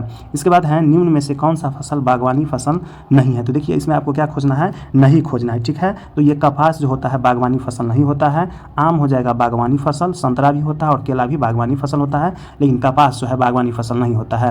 अगला क्वेश्चन देखिए, भारत में किस फल का उत्पादन सबसे अधिक होता है? तो अपना भारत में जो है सबसे ज़्यादा केला का उत्पादन होता है। आम का नहीं होगा, सेब का नहीं, संतरा, केला सबसे ज़्यादा उत्पादन होता है। इसके बाद है आम के उत्पादन में भारत का विश्व में कौन सा स्थान है? तो अभी आम का मौसम है, तो ये हो जाएगा प्रथम स्थान है। इसके बाद है जैम, जेल, स्क्वैश इत्यादि का कच्चा माल क्या है? तो इसका जो कच्चा माल हो जाएगा सब किससे बनता है? फल से बनता है। जैम भी फल से बनता है, जेल भी और स्क्वाश भी फल से बनता है। इसके बाद है अगला क्वेश्चन 52 नंबर देखिए, भारत का सर्वाधिक काजू उत्पादक राज्य कौन सा हो जाएगा? तो भारत में सबसे ज़्यादा अगर काजू उत्पादन कोई करता है तो ये हो जाएगा केरल। भारत के किस क्षेत्र में गरम मसाले की खेती की जाती है? तो भारत में जो सबसे ज़्यादा जो है दक्षिण क्षेत्र में, खासकर जो है केरल क्षेत्र में सबसे ज़्यादा मसाले की खेती किया जाता है। भारत का नारियल प्रदेश किसे कहा जाता है? तो देखिए नारियल जो है सबसे ज़्यादा कहाँ होता है? केरल में होता है। मसाला भी हो गया केरल में, काजू भी हो गया और नारियल भी होगा केरल में। इनमें कौन सी फसल रेशेदार है? तो ठीक है, ये ऑप्शन हिसाब से होगा, तो जूट जो दिया है रेशेदार फसल हो जाएगा इसमें। इसके बाद 56 नंबर देखिए, इनमें से कौन सा रेशेदार फसल नहीं है? आपको यहाँ जो खोजना है कौन सा रेशेदार फसल नहीं है, ठीक है। तो इसका जो आंसर हो जाएगा 56 नंबर का जो हो जाएगा गन्ना जो है रेशेदार फसल नहीं है। देखिए कपास हो जाएगा रेशेदार फसल, जूट भी होता है और सौन भी होता है। इसके बाद 57 नंबर देखिए, कपास निम्न में से कौन सी फसल हो जाएगा? तो कपास जो हो जाएगा खरीफ फसल में आ जाएगा, ठीक है। कपास किस में आ जाएगा? खरीफ फसल में हो जाएगा। इसके बाद है अगला क्वेश्चन देखेंगे 58 नंबर, कपास का मूल स्थान किस देश को माना जाता है? ठीक है, तो कपास का जो उत्पादन सबसे पहले कहाँ से शुरू हुआ है? तो अपना भारत से हुआ है। इसके बाद कपास की खेती के लिए कौन सी मिट्टी सर्वाधिक उपयुक्त होता है? तो सबसे ज़्यादा कपास कहाँ होता है? महाराष्ट्र में। और महाराष्ट्र में कौन सी मिट्टी सबसे अधिक मात्रा में पाई जाती है? काली। तो कपास के लिए कौन सा मिट्टी होगा? काली मिट्टी हो जाएगा। कपास के उत्पादन के लिए कितने दिन पाला रहित होना चाहिए? ठीक है, तो पाला कितने दिन होना चाहिए? 210 दिन हो चाहिए, ठीक है। देखिए रहित माने होता है पाला नहीं होना चाहिए, ठीक है, और सहित में हो जाता है, यहाँ देखिए रहित लिखा है तो मतलब नहीं होना चाहिए, पाला नहीं होना चाहिए कितना दिन? तो 210 दिन हो जाएगा। उजला सोना किस पौधे को कहा जाता है? तो उजला सोना जो है कपास को कहा जाता है। इसके बाद है सुनहरा रेशा किस फसल का अन्य नाम हो जाएगा? ये हो जाएगा जूट का। सुनहरा जूट को जो है सुनहरा रेशा के नाम से भी जानते हैं। भारत में जूट की सबसे अधिक खेती कहाँ होती है? तो सबसे अधिक खेती हो जाएगा पश्चिम बंगाल में हो जाएगा। इसके बाद है हरित क्रांति का दूसरा चरण कब प्रारंभ हुआ था? तो भारत में जो है हरित क्रांति का दूसरा चरण जो है 1983-84 में प्रारंभ हुआ था। पहला चरण अगर पूछ दे तो 66-67 में प्रारंभ हुआ था। अगला क्वेश्चन देखिए 65 नंबर, हार्वेस्टर और थ्रेशर का प्रयोग किस कार्य में किया जाता है? तो ये किस कार्य में हो जाएगा? कृषि कार्य में जो है हार्वेस्टर और थ्रेशिंग का प्रयोग किया जाता है। इसके बाद अगला क्वेश्चन देखिए, अंतर्राष्ट्रीय फसल अनुसंधान केंद्र कहाँ स्थित है? तो अंतर्राष्ट्रीय फसल अनुसंधान केंद्र हो जाएगा अपना भारत के हैदराबाद यानी तेलंगाना की राजधानी हैदराबाद में। इसके बाद है केंद्रीय शुष्क क्षेत्र अनुसंधान संस्था कहाँ स्थित हो जाएगा भारत में? तो ये हो जाएगा जोधपुर में हो जाएगा। इसके बाद अगला क्वेश्चन देखिए, भारतीय कृषि की असफलता का एक प्रमुख कारण क्या हो जाएगा? ये हो जाएगा अनियमित मानसून, यानी मानसून सही से नहीं आता है जिस कारण भारतीय कृषि असफल हो जाते हैं। इसके बाद 69 नंबर क्वेश्चन देखिए, सरकार निम्नलिखित में कौन सी घोषणा फसलों को सहायता देने के लिए करती है? तो ये कौन सा करती है? तो ये करता है न्यूनतम सहायता मूल्य, यानी इसका आंसर नंबर सी हो जाएगा। अगला क्वेश्चन देखिए 70 नंबर क्वेश्चन है, दूध उत्पादन में विश्व में भारत का कौन सा स्थान हो जाएगा? तो ये जो है प्रथम स्थान हो जाएगा। इसके बाद ऑपरेशन फ्लड से क्या तात्पर्य है? तो ऑपरेशन फ्लड का जो तात्पर्य हो जाएगा ये हो जाएगा दूध उत्पादन से यानी डेयरी विकास से हो जाएगा। ऑपरेशन फ्लड का दूसरा नाम क्या हो जाएगा? तो इसका दूसरा नाम हो जाएगा श्वेत क्रांति। श्वेत क्रांति को हम किसके नाम से जानते हैं? Operation flood. इसके बाद अगला क्वेश्चन देखेंगे, दूध उत्पादन से संबंधित ऑपरेशन फ्लड 2 नामक योजना कब प्रारंभ हुआ है? तो ये हुआ है 1981 ईस्वी में, ठीक है। तो आप इसमें हम देखेंगे, आज देखिए चैप्टर का नाम हो गया निर्माण उद्योग, ठीक है। निर्माण उद्योग से संबंधित जो भी क्वेश्चन होगा इसमें हम देखेंगे। तो चलिए इसमें जो पहला क्वेश्चन देखिए, निर्माण उद्योग से जो है कह रहा है निम्नलिखित में कौन उद्योगों की स्थिति के निर्धारण में महत्वपूर्ण नहीं है? ठीक है, तो ये जो हो जाएगा जलवायु महत्वपूर्ण नहीं, इसका आंसर हो जाएगा जलवायु, ठीक है। नहीं खोजना था। तो देखिए उद्योग के लिए क्या सब चाहिए? बाजार की आवश्यकता है, जनसंख्या की आवश्यकता है और पूंजी की भी आवश्यकता है। इसके बाद है निम्नलिखित में कौन सा उद्योग खनिज पर आधारित है? तो उद्योग जो हो जाएगा इसमें लोहा इस्पात उद्योग जो है खनिज पर आधारित उद्योग होता है। तीसरा क्वेश्चन देखिए, निम्नलिखित उद्योगों में से कौन सी कृषि पर आधारित नहीं है? तो आपको क्या खोजना है? नहीं खोजना है, ठीक है। तो इसका जो हो जाएगा सीमेंट उद्योग, ठीक है। सीमेंट उद्योग जो है कृषि से संबंधित नहीं है। सीमेंट बनाने के लिए जो है चूना पत्थर की आवश्यकता होती है। देखिए, सूती वस्त्र जो है कपास उत्पादन होता है किससे? कृषि से हो जाएगा। चीनी जो होता है गन्ना उत्पादन होता है किससे? कृषि से हो जाए। और जूट वस्त्र जो हो जाएगा वो किससे होता है? कृषि से ही उत्पादन होता है। तो इसका आंसर क्या हो जाएगा? सीमेंट हो जाएगा। अगला क्वेश्चन देखिए, निम्नलिखित में से कौन छोटे पैमाना का उद्योग है? ठीक है, तो ये छोटे पैमाना का उद्योग क्या होता है? खिलौना उद्योग हो जाएगा, छोटे पैमाने का उद्योग हो जाएगा। अगला क्वेश्चन देखिए, निम्नलिखित में कौन उद्योग सार्वजनिक क्षेत्र के अंतर्गत आता है? तो सार्वजनिक क्षेत्र के अंतर्गत आ जाएगा बोकारो लोहा इस्पात उद्योग। इसका आंसर क्या हो जाएगा? सी हो जाएगा। इसके बाद अगला क्वेश्चन देखिए, निम्न में कौन निजी क्षेत्र की कंपनी नहीं है? तो यहाँ क्या खोजना है आपको? नहीं खोजना है। तो इसमें कौन सा हो जाएगा? तो देखिए ये 6 का हो जाएगा, सेल जो है निजी कंपनी का नहीं है, सेल जो हो जाएगा सरकारी कंपनी का है। तो देखिए डाबर जो आता है, डाबर का जो बहुत सारा चीज़ आता है तो वो जो हो जाएगा निजी कंपनी का है। बजाज ऑटो लिमिटेड ये भी निजी कंपनी का है। टिस्को जो है ये भी निजी कंपनी का है, जिसे हम टाटा भी बोलते हैं। इसके बाद अगला क्वेश्चन देखिए, भारत में पहली सूती मिल कहाँ स्थापित की गई है? तो ये स्थापित किया गया था मुंबई में। इसके बाद अगला क्वेश्चन, मुंबई में प्रथम सूती मिल किस वर्ष स्थापित किया गया है? तो ये किया गया 1854 ईस्वी में। इसका आंसर हो जाएगा 1854। इसके बाद है पहली आधुनिक सूती मिल मुंबई में स्थापित की गई थी, क्यों की गई थी? तो ये जो हो गया, यहाँ देखिए इसका आंसर जो हो जाएगा उपयुक्त में से सभी, यानी मुंबई एक पतन है इसके लिए, तो ये भी सही है। यह कपास उत्पादक क्षेत्र के निकट स्थित है, तो ये भी सही है। मुंबई में पूंजी उपलब्ध थी, ये भी, यानी उपयुक्त में से सभी। इसका आंसर जो हो जाएगा डी हो जाएगा। 10 नंबर क्वेश्चन देखेंगे, इनमें कौन सूती वस्त्र उत्पादन में अग्रणी है? ठीक है, तो सूती वस्त्र उत्पादन में जो हो जाएगा मुंबई अग्रणी है, ठीक है। ये जो अभी हम पढ़ रहे हैं ज्योग्राफी का जो है तीसरा चैप्टर हम पढ़ रहे हैं। अगर इससे पहले आप नहीं देखे हैं पहला दूसरा चैप्टर तो आप मेरे वीडियो जाके देख सकते हैं। इसके बाद अगला क्वेश्चन देखिए, सूती वस्त्रों की राजधानी के नाम से किसे जाना जाता है? तो मुंबई को जाना जाता है, ठीक है। बहुत ही अच्छा क्वेश्चन है। इसके बाद अगला क्वेश्चन देखिए, उत्तर भारत का मैनचेस्टर किस शहर को कहा जाता है? तो ये जो कहा जाता है कानपुर को कहा जाता है। इसका आंसर सी हो जाएगा। 13 नंबर क्वेश्चन देखिए, भारत का प्रथम वस्त्र पार्क कहाँ स्थापित किया गया? तो ये जो हो जाएगा कहाँ स्थापित किया गया है? तमिलनाडु में, ठीक है। इसके बाद हुगली औद्योगिक प्रदेश का केंद्र है, किसके लिए हो जाएगा हुगली? तो ये हो जाएगा कलकत्ता हावड़ा क्षेत्र, यानी हुगली औद्योगिक प्रदेश का केंद्र हो जाएगा कलकत्ता और हावड़ा। इसके बाद अगला क्वेश्चन देखिए, ऊनी वस्त्र के उत्पादन में किस राज्य का प्रथम स्थान हो जाएगा? तो इसका जो स्थान हो जाता है पंजाब का स्थान आ जाएगा। इसके बाद है पश्मीना ऊन किस जानवर के बालों से प्राप्त किया जाता है? तो ये जो प्राप्त किया जाता है बकरी से प्राप्त किया जाता है। पहाड़ी क्षेत्र का बकरी होता है उससे प्राप्त किया जाता है। इसके बाद है निम्न में कौन सा राज्य नारियल जटा उद्योग में अग्रणी है? ठीक है, तो अभी जस्ट पढ़े नारियल का सबसे ज़्यादा उत्पादक राज्य कौन था? केरल था, तो नारियल जटा के लिए भी केरल जाना जाता है। इसके बाद है चीनी उत्पादन में कौन सा राज्य भारत में सबसे आगे है? तो चीनी जो उत्पादन होता है वो सबसे आगे हो जाएगा महाराष्ट्र हो जाएगा। इसके बाद है निम्नलिखित में कौन सा चीनी का दूसरा सबसे बड़ा उत्पादक हो जाएगा? तो ये चीनी का दूसरा सबसे बड़ा उत्पादक जो है उत्तर प्रदेश हो जाएगा। इसके बाद है भारत का कौन सा राज्य शक्कर का कटोरा कहलाता है? तो शक्कर किसे कहते हैं? चीनी, और चीनी का कटोरा किस राज्य को कहा जाता है? तो ये उत्तर प्रदेश को कहा जाता है। इसके बाद है इनमें से कौन उपभोक्ता उद्योग है? तो उपभोक्ता उद्योग कौन सा हो जाएगा? चीनी उद्योग जो है उपभोक्ता उद्योग हो जाएगा। अगला क्वेश्चन देखिए, आधुनिक औद्योगिक विकास की कुंजी किस उद्योग को माना जाता है? तो ये जो माना जाएगा लोहा इस्पात उद्योग को माना जाता है। इसके बाद है भारत में सबसे पहले स्थापित लौह इस्पात जो है कंपनी निम्नलिखित में से कौन सा है? ठीक है, तो ये जो कौन सा कंपनी हो जाएगा? तो टिस्को हो जाएगा, यानी टाटा हो जाएगा, ठीक है। टाटा लौह इस्पात कंपनी, जिसका स्थापना 1907 ईस्वी में कहाँ हुआ था? झारखंड के जमशेदपुर में हुआ था। इसके बाद 24 नंबर क्वेश्चन देखिए, जमशेदपुर, दुर्गापुर, भिलाई और सलेम किस उद्योग के केंद्र है? ठीक है, तो ये किस उद्योग से संबंधित हो जाएगा? तो ये हो जाएगा आयरन और स्टील उद्योग से संबंधित हो जाएगा। Tata iron and steel company की स्थापना की गई थी कब? तो ये इसका आंसर हो जाएगा 1907 ईस्वी में। इसके बाद है जमशेदपुर किस उद्योग के लिए प्रसिद्ध हो जाएगा? तो जमशेदपुर जो हो जाएगा लोहा इस्पात के लिए प्रसिद्ध हो जाएगा। Tata iron and steel company को जल की आपूर्ति किस नदी से की जाती है? जमशेदपुर में जो है टाटा, उसको जो है स्वर्णरेखा नदी से जो है जल की आपूर्ति की जाती है। इसके बाद अगला क्वेश्चन देखिए, विश्वेश्वरैया लोहा और इस्पात उद्योग किस स्थान पर अवस्थित हो जाएगा? तो ये हो जाएगा भद्रावती। भद्रावती कहाँ पड़ता है? कर्नाटक राज्य में पड़ता है, जिसकी राजधानी बेंगलुरु हो जाएगा। इसके बाद है 29 नंबर, तृतीय पंचवर्षीय योजना में किस स्थान पर लोहा इस्पात उद्योग की स्थापना की गई थी? तो ये जो है स्थापना कहाँ किया गया था? बोकारो। बोकारो कहाँ पे? झारखंड में।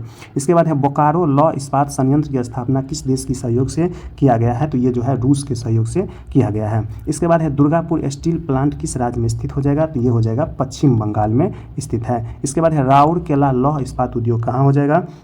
ये हो जाएगा उड़ीसा में, ठीक है। राउरकेला कहाँ हो जाएगा? उड़ीसा में। देखिए यहाँ जो है छत्तीसगढ़ में होगा, राउरकेला कहाँ हो जाएगा? उड़ीसा में। इसके बाद है इनमें कौन सा इस्पात केंद्र समुद्र के निकट है, ठीक है, तो ये जो हो जाएगा कौन सा हो जाएगा, भद्रावती जो है समुद्र के निकट हो जाएगा। इसके बाद है इनमें कौन इस्पात केंद्र समुद्र के तट पर स्थित हो जाएगा, तो ये हो जाएगा विशाखापट्टनम, ठीक है, ऑप्शन हिसाब हो जाएगा। इसके बाद है इनमें से कौन सी एजेंसी सार्वजनिक क्षेत्र में स्टील को बाजार में उपलब्ध कराती है, तो इसका जो आंसर हो जाएगा सेल हो जाएगा, ठीक है, क्या हो जाएगा, सेल जो है भारतीय राष्ट्रीय कंपनी है। इसके बाद है सरकारी कंपनी हो जाएगा। इसके बाद है steel authority of India limited का गठन किस वर्ष किया गया, इसी को हम क्या बोलेंगे, सेल का जो गठन किया गया 1973 ईस्वी में। इसके बाद है भारत का बर्मिंघम किस शहर को कहा जाता है, तो जो भारत का बर्मिंघम जो है जमशेदपुर को कहा जाता है। इसके बाद अगला क्वेश्चन देखिए, एल्युमिनियम बनाने में किस खनिज का उपयोग होता है, तो एल्युमिनियम जो बनता है उसमें जो है किस खनिज का उपयोग होता है, बॉक्साइट का उपयोग किया जाता है। इसके बाद है बॉक्साइट का उपयोग किस उद्योग में होता है, तो देखिए क्वेश्चन फिर रिपीट कर दिया है, एल्युमिनियम के उद्योग में होता है। इसके बाद है भारत में एल्युमिनियम उद्योग निम्न में से किस राज्य में अवस्थित नहीं है, तो आपको खोजना है जो किस राज्य में एल्युमिनियम का उद्योग अवस्थित नहीं है, ठीक है, तो देख लेंगे उत्तर प्रदेश में एल्युमिनियम का जो है उद्योग अवस्थित नहीं है, उड़ीसा में है, पश्चिम बंगाल में है और झारखंड में भी अवस्थित है। इसके बाद है नालको तथा बाल्को कंपनी का संबंध है किससे, तो नालको और बाल्को जो हो जाता है एल्युमिनियम उद्योग से संबंधित हो, याद रखना है नालको और बाल्को। इसके बाद है निम्नांकित में से किस राज्य में तांबा गलाने का पहला कारखाना स्थापित किया गया था, तो ये जो स्थापित किया गया था झारखंड में। इसके बाद अगला क्वेश्चन, तांबा प्रगलन उद्योग निम्न में से किस स्थान पर अवस्थित हो जाएगा, तो ये हो जाएगा मऊ में, कहाँ हो जाएगा, मऊ में, मऊ स्थान का नाम है। इसके बाद है किस रसायन को रसायनों का राजा कहा जाता है, यानी रसायनों का राजा हम किसे कहेंगे, तो ये कहेंगे गंध का अम्ल का, ठीक है, इसका अनुसूत्र हो जाएगा H2SO4 हो जाएगा। इसके बाद है रसायन उद्योग की भागीदारी सकल घरेलू उत्पादन में कितना प्रतिशत हो जाता है, ये हो जाएगा 3% हो जाएगा। इसके बाद है भारत का पहला उर्वरक संयंत्र कहाँ लगाया गया था, तो ये जो लगाया गया था इसका जो हो जाएगा रानीपेट कहाँ हो जाएगा, तमिलनाडु में हो जाएगा। इसके बाद है सिंदरी कहाँ स्थित है, तो सिंदरी जो हो जाएगा कहाँ पे स्थित है, झारखंड में स्थित है। इसके बाद अगला क्वेश्चन देखें 48 नंबर, सीमेंट उद्योग का प्रमुख कच्चा माल कौन हो जाएगा, तो ये होगा चूना पत्थर से जो है सीमेंट का निर्माण होता है। इसके बाद है निम्न में से किस स्थान पर रेल सवारी गाड़ी के डिब्बे का निर्माण किया जाता है, तो ये जो हो जाएगा कहाँ हो जाएगा, कपूरथला में। इसके बाद अगला क्वेश्चन, बिहार में किस स्थान पर सवारी गाड़ी के रेलवे डिब्बे बनाने का कारखाना निर्माणाधीन है, यानी बन रहा है, तो ये हो जाएगा कहाँ पे, ये हो जाएगा हरनौत कहाँ है, नालंदा में है, ठीक है।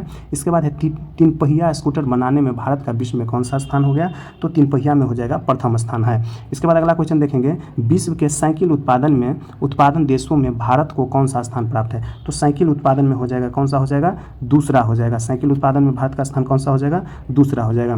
53 नंबर क्वेश्चन देखिए, मारुति मोटर गाड़ी का निर्माण कहाँ किया जाता है, ठीक है, तो मारुति जो बनता है, कार जो आता है मारुति का, उसका निर्माण कहाँ हो जाएगा, गुरुग्राम में हो जाएगा। इसके बाद है टाटा की नैनो कार किस राज्य में बनकर आती है, यानी टाटा का जो नैनो कार है कहाँ से बन के आती है, गुजरात से। इसके बाद है बड़े आकार के जलपोतों यानी जहाज़ों का निर्माण स्थल कहाँ स्थित है, ये जो हो जाएगा विशाखापट्टनम में स्थित हो जाएगा। इसके बाद है वायुयान निर्माण का प्रथम कारखाना भारत के किस शहर में लगाया गया था, तो ये जो लगाया गया था बेंगलुरु में, इसका आंसर क्या हो जाएगा, बेंगलुरु हो जाएगा। इसके बाद है हिंदुस्तान एरोनॉटिक्स इंडिया लिमिटेड कहाँ स्थित है, तो ये जो हो जाएगा बेंगलुरु में स्थित हो जाएगा। इसके बाद है भारत का सिलिकॉन सिटी किस शहर को कहा जाता है, तो सिलिकॉन सिटी के नाम से जो जाना जाता है बेंगलुरु को जाना जाता है। इसके बाद है निम्नलिखित में कौन सा एक फुटलूज उद्योग है, ठीक है, तो फुटलूज उद्योग में कौन सा आ जाएगा, इलेक्ट्रिक उद्योग जो होता है फुटलूज उद्योग में आता है। इसके बाद अगला क्वेश्चन देखिए, निम्न में से कौन सा दूरभाष कंप्यूटर आदि संयंत्र निर्मित करते हैं, तो कौन सा करते हैं, ये हो जाएगा सूचना प्रौद्योगिकी उद्योग हो जाएगा। इसके बाद है बिजनेस प्रोसेस आउटसोर्सिंग में विश्व में भारत का कौन सा स्थान हो जाएगा, तो ये जो हो जाएगा, ये कौन सा स्थान हो जाएगा, तो इसका स्थान हो जाएगा पहला स्थान हो जाएगा। इसके बाद है नेपा नगर प्रसिद्ध है किसके लिए, तो नेपा नगर जो प्रसिद्ध हो जाएगा किसके लिए, अखबारी कागज़ के लिए प्रसिद्ध है नेपा नगर, ठीक है। इसके बाद है अगला क्वेश्चन देखेंगे, इनमें कौन सा शहर चंदन पर आधारित सौंदर्य सामग्री के लिए विख्यात है, तो इसका जो आंसर हो जाएगा मसूरी हो जाएगा। इसके बाद अगला क्वेश्चन देखिए 64 नंबर, निम्नलिखित में से कौन नई औद्योगिक नीति से संबंधित हो जाएगा, तो ये हो जाएगा, देखिए इनमें से जो हो जाएगा सभी हो जाएगा, ठीक है, सभी हो जाएगा। इसमें से देख सकते हैं उदारीकरण भी होता है, निजीकरण भी होता है और वैश्वीकरण होता है, इनमें से सभी हो जाएगा। इसके बाद है 65 नंबर, इनमें कौन औद्योगिक नीति से संबंधित नहीं है, ठीक है, इसमें खोजना है नहीं है, तो ये हो जाएगा राष्ट्रीयकरण जो है नहीं है, निजीकरण वैश्वीकरण उदारीकरण होता है। इसके बाद है निम्न में से कौन बहुराष्ट्रीय कंपनी है, तो बहुराष्ट्रीय कंपनी कौन सा हो जाएगा, तो इनमें से सभी हो जाएगा।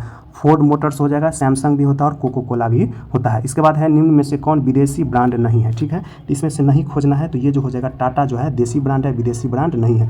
हुंडई का जो कार होता है वो विदेशी होगा, टोयोटा भी विदेशी और फोर्ड भी विदेशी है। इसके बाद अगला क्वेश्चन देखिए, उद्योग से किस प्रकार के प्रदूषण उत्पन्न होते हैं, ठीक है, उद्योग जो होता है उससे किस प्रकार का प्रदूषण होता है, तो सभी हो जाएगा। देखिए वायु प्रदूषण, जल प्रदूषण और ध्वनि प्रदूषण सभी होता है। इसके बाद है भोपाल त्रासदी में किस गैस का रिसाव हुआ था, तो इसका जो आंसर हो जाएगा मिथाइल आइसोसाइनेट, इसका आंसर हो जाएगा सी मिथाइल। हम देखेंगे आज, देखिए ये जो है परिवहन, संचार और एवं व्यापार से संबंधित इसमें क्वेश्चन दिया हुआ है। आपके बुक में भी बुक से संबंधित सारा ऑब्जेक्टिव क्वेश्चन इसमें निकाल के दिया जाता है, ठीक है। तो इसमें देखिए, इसमें जो है पहला क्वेश्चन हम देखते हैं, कह रहा है इनमें आर्थिक विकास का जीवन रेखा कौन सा है, तो देखिए आर्थिक विकास का जीवन रेखा इनमें से सभी हो जाएगा। परिवहन भी होता है, संचार भी होता है और व्यापार भी होता है, इसका आंसर डी हो जाएगा। दूसरा क्वेश्चन देखिए, निम्नलिखित में से कौन भारत का सबसे प्राचीन राजमार्ग है, तो भारत का सबसे प्राचीन राजमार्ग हो जाएगा ग्रैंड ट्रंक रोड हो जाएगा, ठीक है, इसका आंसर जो हो जाएगा डी हो जाएगा। इसके बाद है दिल्ली से कलकत्ता तक की राष्ट्रीय राजमार्ग निम्नलिखित में कौन सा हो जाएगा, तो ये जो हो जाएगा NH2 हो जाएगा। दिल्ली से कलकत्ता तक कौन सा हो जाएगा, NH2 है, इसी को जो है हम ग्रैंड ट्रंक रोड कहते हैं। इसके बाद है दोनों को मिला NH1 और NH2 को अगर मिला देंगे तो दोनों का नाम क्या हो जाएगा, ग्रैंड ट्रंक रोड हो जाएगा। इसके बाद है चौथा नंबर क्वेश्चन देखिए, स्वतंत्रता प्राप्ति के समय देश में सड़कों की कुल लंबाई कितनी, जब भारत जो है 1947 ईस्वी में आज़ाद हुआ तो उस टाइम जो है सड़कों की लंबाई कितना था, तो 3.88 लाख किलोमीटर था। इसके बाद है पांचवा नंबर क्वेश्चन देखिए, पक्की सड़कों की लंबाई की दृष्टि से प्रथम स्थान कौन सा है, प्रथम स्थान पर कौन सा राज्य हो जाएगा, तो ये प्रथम स्थान पर हो जाएगा महाराष्ट्र हो जाएगा, ठीक है। इसके बाद छठा नंबर क्वेश्चन देखिए, भारत के किस राज्य में सड़कों की लंबाई सबसे अधिक है, तो सड़क की लंबाई सबसे ज़्यादा जो हो जाएगा उत्तर प्रदेश में हो जाएगा। इसके बाद है भारत में सड़कों के घनत्व की दृष्टि से किस राज्य का प्रथम स्थान आता है, तो इसका जो आता है केरल आता है, ठीक है। इसके बाद आठवां क्वेश्चन देखिए, आठवां क्वेश्चन कर रहा है नागपुर सड़क योजना के अंतर्गत सड़कों को कितने भागों में बांटा गया है, तो इसके जो अंतर्गत आता है 4 भागों में बांटा गया है। नागपुर सड़क योजना के अंतर्गत सड़कों को 4 भागों में बांटा गया है। इसके बाद भारत का सबसे लंबा राष्ट्रीय राजमार्ग कौन सा हो जाएगा, तो देखिए ये ऑप्शन हिसाब हो जाएगा, इसका जो हो जाएगा राष्ट्रीय राजमार्ग 2 हो जाएगा। अभी जो है वर्तमान में जो है भारत का सबसे राष्ट्रीय राजमार्ग संख्या NH44 हो गया, भारत का सबसे लंबा हो जाएगा NH44 और इस ऑप्शन हिसाब में हो जाएगा राष्ट्रीय राजमार्ग संख्या 7 सबसे बड़ा हो जाएगा।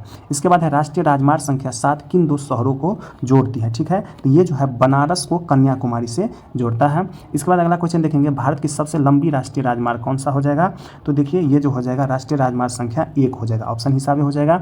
इसके बाद है देश की कुल सड़कों में से किस सड़क का प्रतिशत सबसे ज़्यादा है, तो भारत में जो है जितनी सरकार का बहुत सारा प्रकार होता है सड़क का, और उसमें जो है सबसे बड़ी सड़क है, सबसे ज़्यादा प्रतिशत में ग्रामीण सड़कें हैं। इसके बाद भारत में कुल राष्ट्रीय राजमार्गों की संख्या कितना है, तो भारत में जो है लगभग जो है 228 राष्ट्रीय राजमार्ग संख्या है। इसके बाद अगला क्वेश्चन, राष्ट्रीय राजमार्गों के अंतर्गत किस लेन वाली सड़कों का प्रतिशत सबसे अधिक हो जाएगा, तो ये हो जाएगा 2 लेन वाले सड़क का प्रतिशत भारत में सबसे अधिक है, यानी सबसे ज़्यादा सड़क कौन सा देखने को मिलता है, तो 2 लेन वाले। इसके बाद 15 नंबर देखिए, निम्नलिखित में कौन सड़कों का एक वर्ग नहीं है, तो सड़कों का कौन सा एक वर्ग नहीं है, तो ये हो जाएगा स्वर्णिम त्रिभुज राजमार्ग जो है सड़कों का एक वर्ग नहीं है। देखिए पूर्व पश्चिम गलियारा ये भी है, एक्सप्रेस वे ये भी है और सीमांत सड़कें ये भी है, ठीक है, इसका आंसर जो हो जाएगा सी हो जाएगा, इसमें कह रहा था नहीं है। इसके बाद है स्वर्णिम चतुर्भुज संबंधित हो जाएगा किससे, ये हो जाएगा सड़क मार्गों से संबंधित हो जाता है, ठीक है। ये स्वर्णिम चतुर्भुज के अंतर्गत हम 4 महानगर को जोड़ते हैं, दिल्ली को, मुंबई को, चेन्नई को और कोलकाता को जोड़ते हैं। इस तरह यहाँ दिल्ली हो जाएगा ऊपर में, यहाँ मुंबई हो जाएगा, इसके बाद यहाँ चेन्नई हो जाएगा और यहाँ कोलकाता हो जाएगा, और इस तरह से जो है स्वर्णिम चतुर्भुज महामार्ग बन जाता है। इसके बाद है स्वर्णिम चतुर्भुज महामार्ग इनमें से किस शहर को नहीं जोड़ता है, ठीक है, तो इसमें जो हो जाएगा किसको, गुवाहाटी को नहीं जोड़ता है, दिल्ली को जोड़ता है, चेन्नई को जोड़ता है, कोलकाता को जोड़ता है, और एक कौन सा हो गया, तो एक हो गया मुंबई, ठीक है। इसके बाद है इनमें से कौन से 2 दूरस्थ स्थित स्थान पूर्वी पश्चिम गलियारे से जुड़ा हुआ है, तो देखिए पूर्व पश्चिम गलियारे से जुड़ा हो जाएगा सिलचर से पोरबंदर हो जाएगा, ठीक है, इसका आंसर क्या हो जाएगा, 2 नंबर सिलचर से पोरबंदर हो जाएगा। इसके बाद 19 नंबर क्वेश्चन देखिए, एक्सप्रेस वे किस परिवहन से संबंधित हो जाएगा, तो ये हो जाता है सड़क परिवहन से। इसके बाद अगला क्वेश्चन 20 नंबर देखेंगे, भारत का पहला अंतर्राष्ट्रीय स्तर का राजमार्ग कौन सा हो जाएगा, तो अंतर्राष्ट्रीय स्तर का जो हो जाएगा मुंबई पुणे राजमार्ग हो जाएगा, ठीक है। इसके बाद अगला क्वेश्चन देखेंगे 21 नंबर, ग्रेट डेक्कन महामार्ग भारत के किन 2 शहरों को जोड़ जोड़ती है, ठीक है। तो ये हो जाएगा बनारस से कन्याकुमारी को जोड़ती है। इसके बाद अगला क्वेश्चन देखेंगे, विश्व के सबसे ऊंची सड़क मार्ग कौन सा है, ठीक है। तो ये हो जाएगा लेह मनाली मार्ग जो है विश्व का सबसे ऊंचा सड़क मार्ग हो जाएगा। इसके बाद अगला क्वेश्चन, सीमा सड़क संगठन का गठन किस वर्ष किया गया है, तो ये इसका जो गठन किया गया है 1960 ईस्वी में किया गया है। 24 नंबर क्वेश्चन देखिए, भारत में रेल मार्ग का शुभारंभ कब से किया गया है, तो इसका जो शुभारंभ किया गया 1853 और कहाँ किया गया, मुंबई के थाने से किया गया था, ठीक है। इसके बाद अगला क्वेश्चन देखिए, भारत में रेल मार्गों का सबसे बड़ा जाल निम्नलिखित में किस प्रदेश में, ठीक है। तो इसका जो सबसे बड़ा जाल हो जाएगा उत्तर प्रदेश में हो जाएगा। कहाँ हो जाएगा, उत्तर प्रदेश में हो जाएगा। इसका आंसर जो हो जाएगा 1 हो जाएगा। इसके बाद अगला क्वेश्चन, भारतीय रेल मार्ग को प्रशासनिक सुविधा के दृष्टिकोण से कितने क्षेत्रों में बांटा गया है, तो देखिए ये इसको जो है कुल जो है 18 क्षेत्रों में बांटा गया है, ठीक है। यानी रेलवे जोन की संख्या कितना हो जाएगा, भारत में जो है रेलवे जोन का संख्या हो जाएगा 18 हो गया है। इसके बाद है रेल मार्गों की कुल लंबाई की दृष्टि से सबसे बड़ा रेलवे क्षेत्र कौन सा हो जाएगा, तो सबसे लंबाई में कह रहा है तो ये हो जाएगा उत्तरी रेलवे क्षेत्र हो जाएगा। इसके बाद है पूर्व मध्य रेलवे का मुख्यालय कहाँ है, तो पूर्व मध्य रेलवे का मुख्यालय हो जाएगा हाजीपुर बिहार में। इसके बाद है कोंकण रेलवे मार्ग किस पर्वत श्रृंखला से होकर गुजरती है, तो ये जो है कोंकण कहाँ से गुजरती है, पश्चिमी घाट से गुजरती है। इसका आंसर बी हो जाएगा। इसके बाद है मेट्रो रेल सेवा उपलब्ध है कहाँ कहाँ है, तो मेट्रो रेल सेवा जो है अभी जो है दिल्ली में उपलब्ध है। इसके बाद है भारत के निम्न में से किस शहर में मेट्रो सेवा उपलब्ध नहीं है, तो देखिए यहाँ क्या खोजना है, नहीं खोजना है, ठीक है। तो देखिए चेन्नई, देखिए इसमें जो है चेन्नई कह रहा है मेट्रो उपलब्ध है। अभी जो है वर्तमान में जो है 2024 में चेन्नई में भी मेट्रो हो गया, मुंबई में भी हो गया, दिल्ली में भी हो गया और कोलकाता में, यानी इसमें सभी में हो जाएगा मेट्रो चलता है। इसके बाद है डेक्कन ओडेसी रेलगाड़ी किस राज्य में चलती है, तो डेक्कन ओडेसी जो रेलगाड़ी हो गया महाराष्ट्र में चलती है। इसके बाद अगला क्वेश्चन, भारत में मोनो रेल सेवा जो है कहाँ शुरू की गई थी, मोनो रेल सेवा जो है कहाँ शुरू की गई थी, तो ये जो है मुंबई में शुरू की गई थी। इसके बाद अगला क्वेश्चन देखिए, भारत में मोनो रेल सेवा कब प्रारंभ किया गया, तो मोनो रेल सेवा जो है ये प्रारंभ किया गया है 2 फरवरी 2014 से। कब किया गया है, 2 फरवरी 2014 से शुरू किया गया है। इसके बाद अगला क्वेश्चन देखिए 35 नंबर, मोनो रेल कितनी पटरी पर चलने वाली रेल है, तो एक ही पटरी रहता है, उसी पर जो है मोनो रेल चलती है। इसके बाद अगला क्वेश्चन, बड़ी लाइन में रेलवे की पटरियों के बीच कितनी दूरी होती है, देखिए इस तरह से 2 पटरी होता है, इसके बीच कितना दूरी होता है, तो 1.67 मीटर होता है, 6 मीटर हो जाएगा, बड़ी लाइन की बात हो रहा है। इसके बाद देखिए भारत में वायु परिवहन का शुभारंभ कब से किया गया था, तो वायु परिवहन का जो शुरुआत किया गया 1911 ईस्वी से हुआ है। इसके बाद है निम्नलिखित में से कौन सा राज्य हजीरा बीजापुर जगदीशपुर पाइपलाइन से नहीं जुड़ा है, इसमें क्या खोजना है आपको, नहीं खोजना है, तो ये हो जाएगा महाराष्ट्र जो है नहीं हो जाएगा, मध्य प्रदेश, गुजरात और उत्तर प्रदेश जो है गैस पाइपलाइन से जुड़ा है। हजीरा बीजापुर और जगदीशपुर गैस पाइपलाइन से मध्य प्रदेश, गुजरात और उत्तर प्रदेश जुड़ा है, इसमें महाराष्ट्र नहीं होगा, आपको नहीं खोज रहा था, तो इसका आंसर बी हो जाएगा।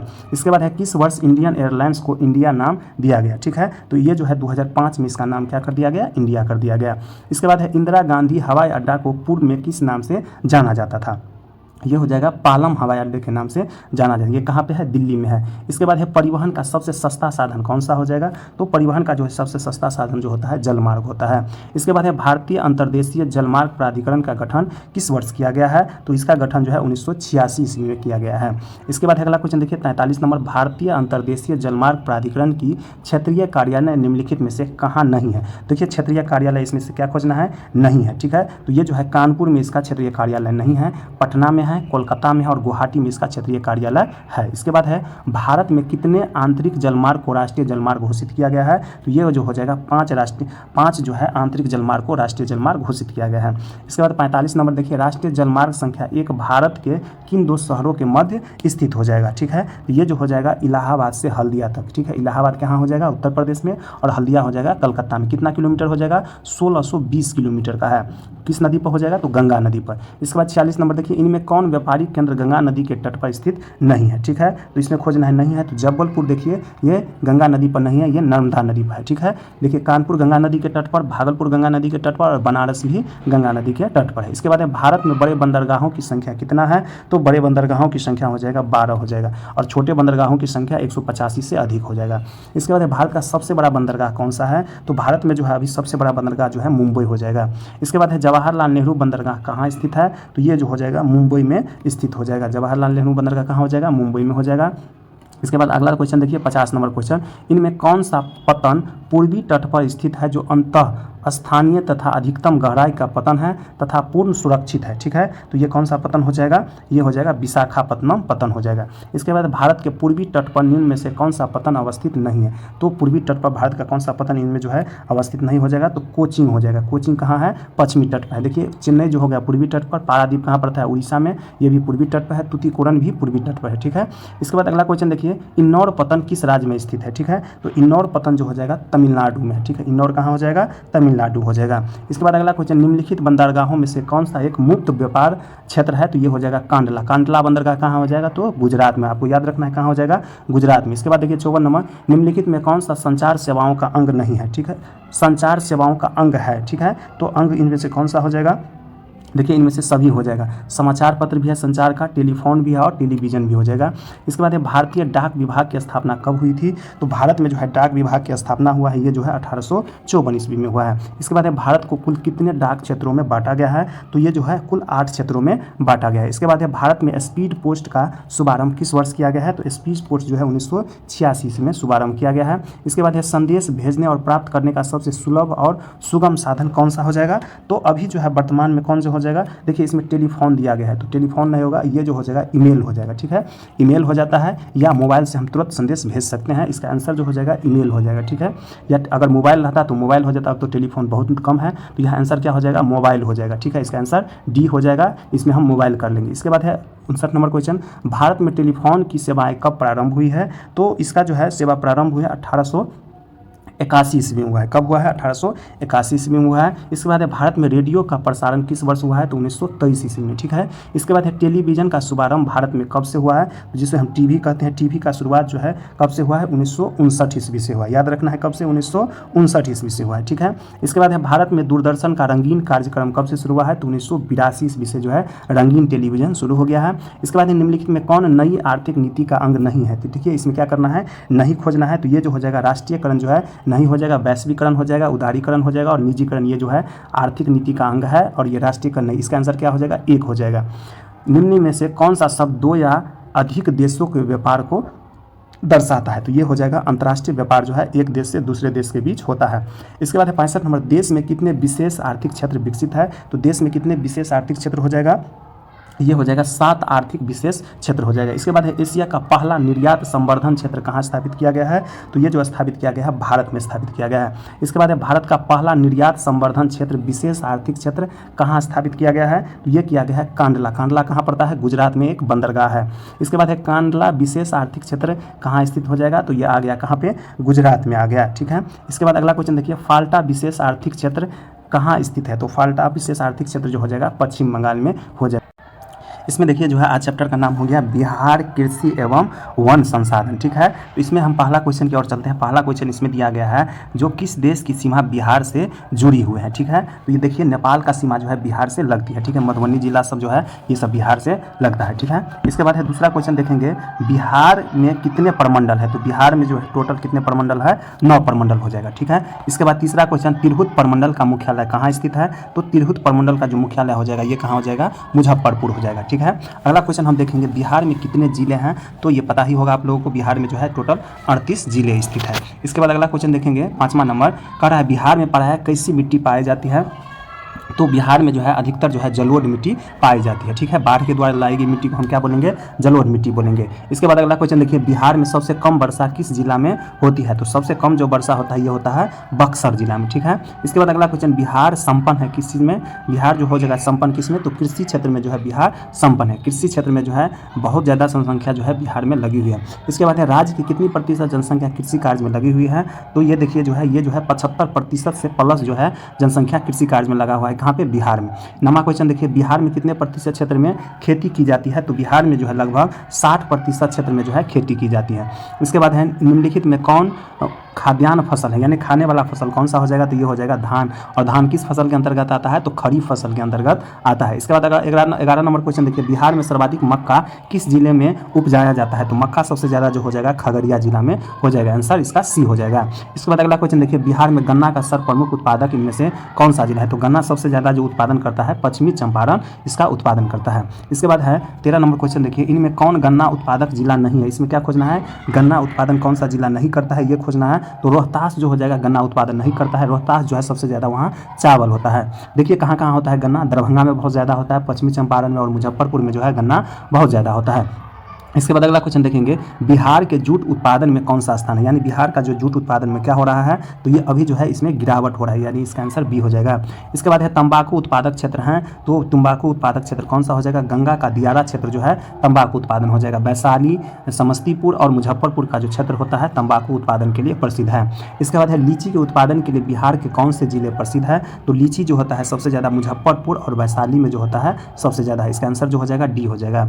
इसके बाद है बिहार देश में सर्वोच्च स्थान रखता है किसके उत्पादन में, तो ये जो हो जाएगा इसमें जो हो जाएगा अमरूद उत्पादन में और लीची उत्पादन, इसका आंसर हो जाएगा सी, यानी दोनों अमरूद उत्पादन में और लीची उत्पादन में बिहार का प्रथम स्थान है। इसके बाद अगला क्वेश्चन 18 नंबर, निम्नलिखित में कौन धरातलीय जल का स्रोत नहीं है, यानी धरातलीय जल का स्रोत कौन सा हो जाएगा, नदी नहीं है। देखिए हैंडपंप जो हो जाएगा जिसे हम चापाकल कहते हैं धरातलीय जल का स्रोत होगा, कुआं भी होता है, नलकूप भी जो होता है धरातलीय जल का स्रोत हो जाएगा। इसके बाद 19 नंबर क्वेश्चन देखिए, दक्षिण बिहार की सबसे लंबी नदी कौन सा हो जाएगा, तो दक्षिण बिहार का सबसे लंबी नदी सोन नदी है। इसके बाद अगला क्वेश्चन देखिए, बिहार में नहरों द्वारा सर्वाधिक सिंचाई किस जिले में होती है, तो सर्वाधिक जो है नहरों द्वारा जो होता है रोहतास में होता है। रोहतास में इसलिए चावल बहुत ज़्यादा उपजता है, चावल का कटोरा जो है बिहार में रोहतास को कहा जाता है। इसके बाद अगला क्वेश्चन देखिए, इनमें कौन सा नहर भारत नेपाल सीमा पर स्थित है, तो ये जो हो जाएगा त्रिवेणी नहर जो है भारत नेपाल की सीमा पर स्थित हो जाएगा। इसके बाद अगला क्वेश्चन, बिहार का सबसे पवित्र त्यौहार निम्न में से किसे माना जाता है, तो सबसे ज़्यादा जो है पवित्र त्यौहार छठ पूजा को माना जाता है। इसके बाद देखिए, निम्नलिखित में कौन परियोजना बिहार राज्य में है, तो ये जो हो जाएगा इनमें से सभी परियोजना जो है बिहार राज्य में हो जाएगा। कोसी परियोजना बिहार में है, सोन परियोजना और गंडक परियोजना, यानी कोसी परियोजना कोसी नदी पे हो जाएगा, सोन परियोजना है सोन नदी पर और गंडक परियोजना जो है गंडक नदी पर है, इसका आंसर डी हो जाएगा इनमें से सभी। इसके बाद है बिहार की किस नदी पर नदी घाटी परियोजना नहीं है, देखिए यहाँ क्या कह रहा है, नहीं खोजना है। ये देखिए पुनपुन नदी पर जो है नदी परियोजना नहीं है, सोन नदी पर है सोन परियोजना, गंडक नदी पर है गंडक और कोसी नदी पर है कोसी परियोजना, अभी जस्ट पढ़े हैं। इसके बाद अगला क्वेश्चन देखिए, बिहार की किस नदी की उत्पत्ति अमरकंटक से हुई है, तो ये जो है सोन नदी का उत्पादन जो होता है उत्पत्ति जो होते हैं कहाँ से, सोन का जो है अमरकंटक। अमरकंटक कहाँ पड़ता है, तो मध्य प्रदेश और छत्तीसगढ़ के बॉर्डर पर एक पहाड़ी है अमरकंटक की पहाड़ी, वहाँ से सोन नदी का उद्गम होता है। इसके बाद है गंडक परियोजना है, तो गंडक परियोजना क्या है, तो ये जो हो जाएगा वाल्मीकि नगर में स्थित है गंडक परियोजना गंडक नदी पर। इसके बाद है वाल्मीकि नगर में किस परियोजना का निर्माण हुआ है, तो वाल्मीकि नगर में जो है गंडक परियोजना का निर्माण हुआ है, ठीक है। इसके बाद अगला क्वेश्चन देखेंगे, ये जो ज्योग्राफी का जो है अभी जो चल रहा है बिहार से संबंधित क्वेश्चन, ये भूगोल का है। इसके बाद देखिए 28 नंबर क्वेश्चन, 1955 ईस्वी में किस नदी घाटी परियोजना का आरंभ हुआ था, तो ये जो हो जाएगा कोसी परियोजना का प्रारंभ हुआ था। इसके बाद है कोसी नदी घाटी परियोजना का आरंभ हुआ था, कब से हुआ है, इसका जो आरंभ हुआ है 1955 ईस्वी से हुआ है। इसके बाद है निम्नलिखित नदियों में किसे बिहार का शोक कहा जाता है, तो ये जो है कोसी नदी को जो है बिहार का शोक कहा जाता है। इसके बाद अगला क्वेश्चन देखेंगे, बागमती परियोजना बिहार के किस जिले में शुरू किया गया है, तो ये जो है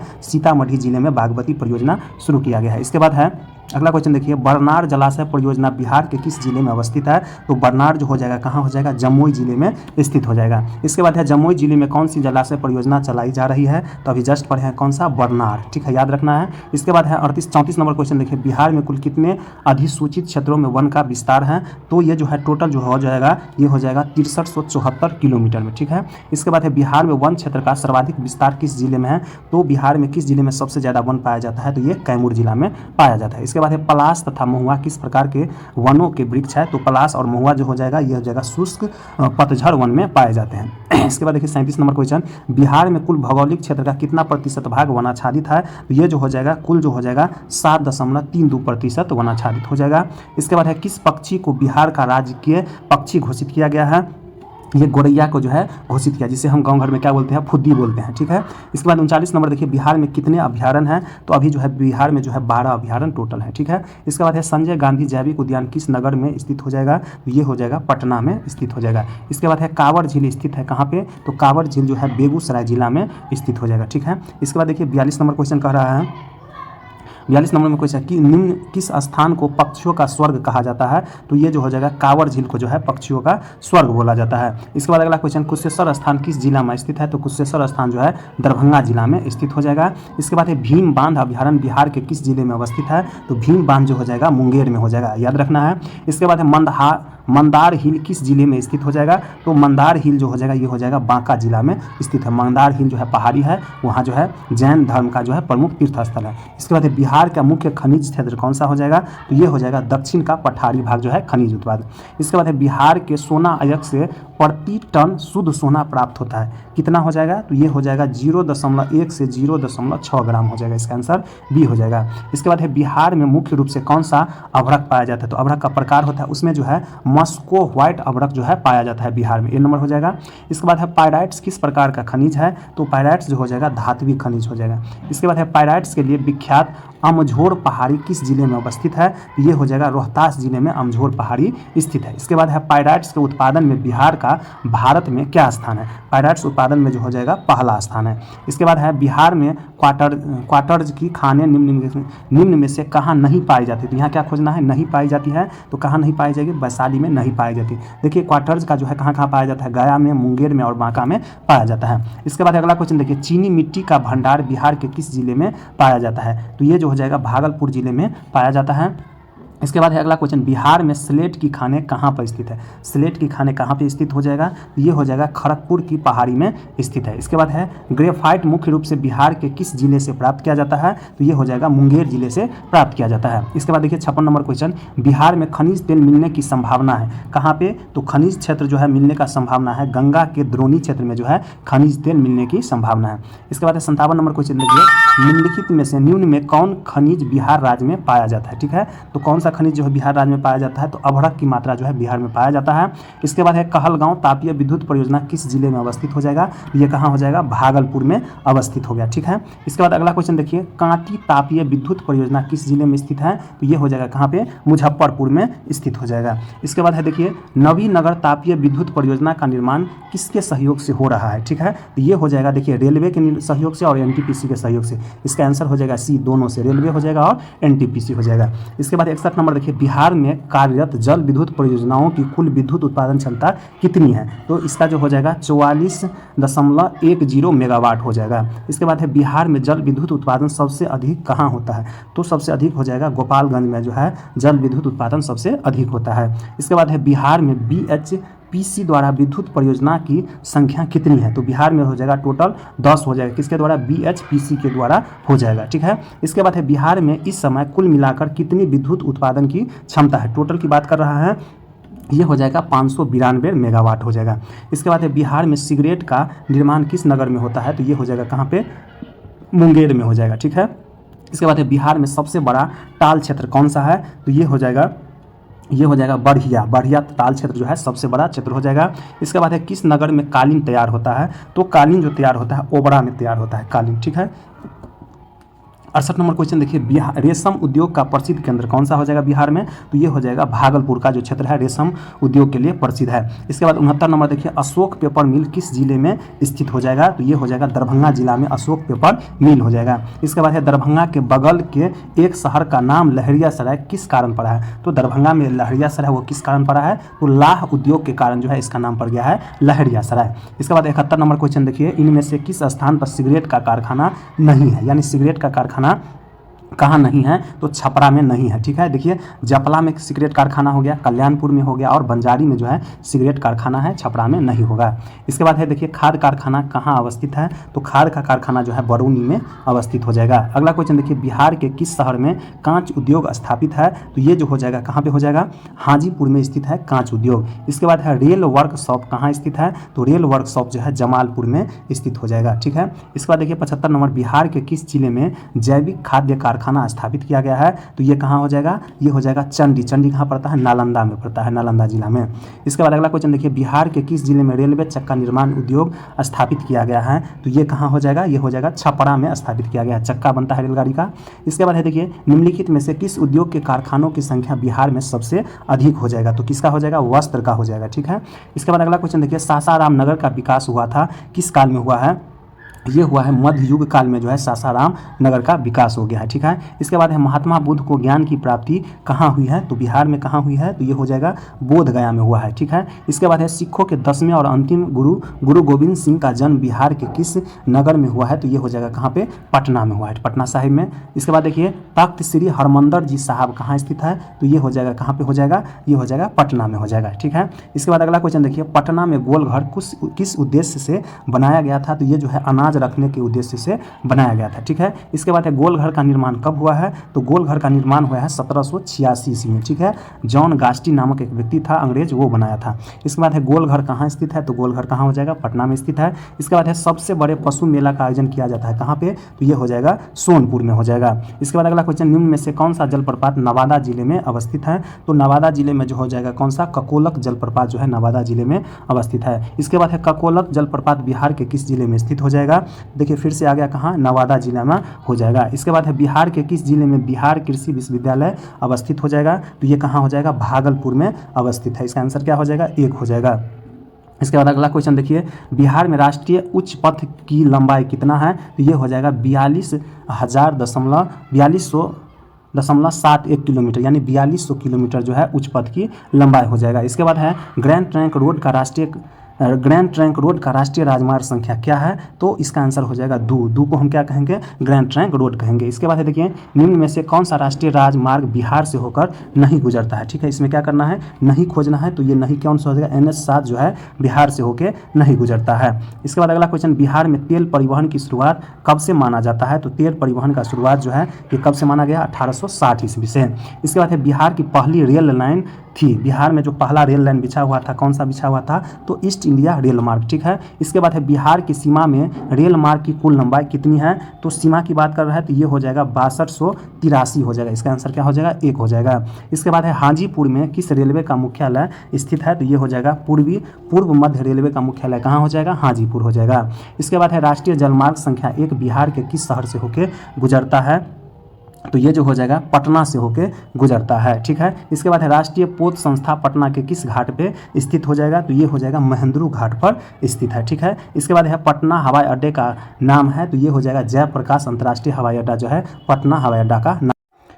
इसके बाद देखिए, बिहार के किस जिले में वायुयान विद्यालय अवस्थित है, यानी वायुयान विद्यालय अवस्थित कहाँ हो जाएगा, तो ये हो जाएगा पटना में स्थित है। इसके बाद है अगला क्वेश्चन, बिहार में रज्जू मार्ग कहाँ स्थित है, तो रज्जू मार्ग जो है बिहार में कहाँ अवस्थित हो जाएगा, राजगीर में अवस्थित है। इसके बाद है बिहार के किस जिले में रज्जू मार्ग प्रस्तावित है, तो ये जो है प्रस्तावित कहाँ हो जाएगा, बांका में, अब तो बन गया है, बांका में भी है। इसके बाद है 2001 में बिहार की कुल जनसंख्या थी कितना, तो 2001 ही के बात हो रहा है, तो ये जो हो जाएगा 8 करोड़। अभी कितना हो गया है, 10.41 करोड़ जो है बिहार की जनसंख्या हो जाएगा। इसके बाद है जनसंख्या की दृष्टि से भारत में बिहार का स्थान क्या है, तो बिहार का स्थान जो हो जाएगा तीसरा, पहला स्थान हो जाएगा उत्तर प्रदेश, दूसरा हो जाएगा महाराष्ट्र और तीसरा हो जाएगा बिहार हो जाएगा। इसके बाद है 2001 से 11 की अवधि में बिहार में जनसंख्या की वृद्धि दर क्या थी, तो ये जो हो जाएगा 25.07%। इसके बाद है बिहार में लोगों की औसत आयु कितनी है, तो अभी जो है वर्तमान में औसत आयु 68.1 वर्ष हो जाएगा। इसके बाद है बिहार में सबसे अधिक जनसंख्या किस जिले की है,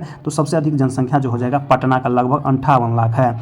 इसके बाद है क्षेत्रफल के अनुसार बिहार का सबसे बड़ा जिला कौन सा हो जाएगा, क्षेत्रफल के अनुसार कह रहा है तो ये हो जाएगा पश्चिमी चंपारण। इसके बाद है बिहार का सबसे बड़ा नगर कौन सा हो जाएगा, तो सबसे बड़ा नगर जो हो जाएगा पटना हो जाएगा। इसके बाद है 2011 की जनगणना के अनुसार बिहार की जनसंख्या का प्रति वर्ग किलोमीटर घनत्व कितना है, तो देखिए ये जो कितना हो जाएगा 1106, यहाँ 1102 दिया है, 1102 नहीं होगा, 1106 इसका आंसर हो जाएगा। इसके बाद है 2011 की जनगणना के अनुसार जनघनत्व में बिहार का देश में कौन सा स्थान हो जाएगा, तो ये जो हो जाएगा पहला स्थान हो जाएगा। इसके बाद अगला क्वेश्चन, 2011 की जनगणना के अनुसार बिहार की साक्षरता दर कितनी है, तो पढ़ा लिखा कितना है बिहार में, तो ये हो जाएगा 61.8%। इसके बाद है 2011 के अनुसार बिहार में पुरुष साक्षरता दर कितनी है, तो पुरुष जो है पढ़ा लिखा कितना है 71.2%। 2011 के अनुसार बिहार में महिला की साक्षरता कितना हो जाएगा, यानी महिला कितना पढ़ी लिखी है, तो देखिए ये जो हो जाएगा 46.1 नहीं होगा, इसका जो एग्जैक्ट आंसर हो जाएगा 113 का, ये हो जाएगा 51.5% जो है महिला पढ़ी लिखी है। इसके बाद है 2011 की जनगणना के अनुसार सबसे अधिक साक्षरता प्रतिशत किस जिले का, यानी सबसे ज़्यादा पढ़ा लिखा कौन सा हो जाएगा, तो ये हो जाएगा रोहतास जिला। इसके बाद है 2001 की जनगणना के अनुसार बिहार की नगरीय आबादी कितना हो जाएगा, तो ये हो जाएगा 10.5, ये ऑप्शन हिसाब हो जाएगा, इसका जो एग्जैक्ट होगा डाटा 13 हो जाएगा। इसके बाद है 2011 की जनगणना के अनुसार बिहार की नगरीय आबादी कितना हो जाएगा, तो नगरीय आबादी जो हो जाएगा 11.29% हो जाएगा। इसके बाद है 2011 की जनगणना के अनुसार बिहार की ग्रामीण आबादी कितना हो जाएगा, तो ग्रामीण आबादी जो है 88.7% हो जाएगा। इसके बाद देखिए 118 नंबर क्वेश्चन दिया है, 2011 की जनगणना के अनुसार बिहार में नगरों की संख्या कितना है, ठीक है, तो नगरों की कितना हो जाएगा 199 नगर हो जाएगा। इसके बाद है अविभाजित बिहार में अविभाजित बिहार में एकमात्र नियोजित नगर था जिसका नाम क्या था? टाटा नगर था। टाटा नगर अभी कहाँ चल गया है? झारखंड में चल गया है। इसमें जो देखिए आज जो हम देखेंगे ये जो है मानचित्र अध्ययन, ठीक है, इससे संबंधित क्वेश्चन इसमें देख लेंगे, आपके बुक में दिया हुआ है ये चैप्टर। तो चलिए हम देखते हैं मैप से संबंधित क्वेश्चन। इसमें पहला क्वेश्चन है भू आकृतियाँ त्रिआयामी होती है क्योंकि उसमें क्या होता है, ठीक है, तो इसमें होता है, इसका आंसर हो जाएगा डी, इनमें से कोई नहीं, ठीक है, इसका आंसर क्या हो जाएगा? डी हो जाएगा। इसका दूसरा क्वेश्चन, इनमें से कौन उचावच प्रदर्शन करने की विधि नहीं है? आपको क्या खोजना है? नहीं है, ठीक है, तो ये कौन सा हो जाएगा? ये हो जाएगा 2 नंबर, सारणीयकरण जो हो जाएगा, उचावच प्रदर्शित करने की विधि नहीं हो जाए। तो देख लेते हैं कौन कौन सा हो जाएगा। अस्तर रंजन विधि हो जाएगा, हैस्योर विधि होता है और पर्वतीय छायांकन विधि होता है, यानी 3 विधि जो होता है उचावच प्रदर्शन करने का विधि हो जाएगा। तो इसमें कह रहा था कौन सा नहीं होगा, तो इसका आंसर हो जाएगा बी हो जाएगा। इसके बाद है तीसरा क्वेश्चन, उचावच प्रदर्शन करने के लिए हैस्योर विधि का विकास किसने किया है? तो इसका विकास जो किया है लेहमान ने किया है, ठीक है, इसका आंसर क्या हो जाएगा? बी हो जाएगा। चौथा क्वेश्चन देखिए, छोटी महीन एवं खंडित रेखाओं का ढाल की दिशा में खींचकर उचावच प्रदर्शन करने की विधि को क्या कहा जाता है? तो इस विधि को कहा जाता है हैस्योर विधि कहा जाता है, ठीक है। इसके बाद 5वां नंबर क्वेश्चन देखिए, पर्वतीय छायांकन विधि में भू आकृतियाँ किस दिशा से प्रकाश पड़ने की कल्पना की जाती है? तो इसका देख लेंगे, ऑप्शन हिसाब है, तो इसका आंसर हो जाएगा सी नंबर, यानी उत्तर पश्चिम हो जाएगा, ठीक है। इसके बाद अगला क्वेश्चन देखेंगे, पर्वतीय क्षेत्रों के उचावच को प्रभावशाली ढंग से किस विधि द्वारा दर्शाना संभव है? तो ये हो जाएगा, इसका बी हो जाएगा, पर्वतीय छायांकन विधि से, ठीक है, याद रखना है।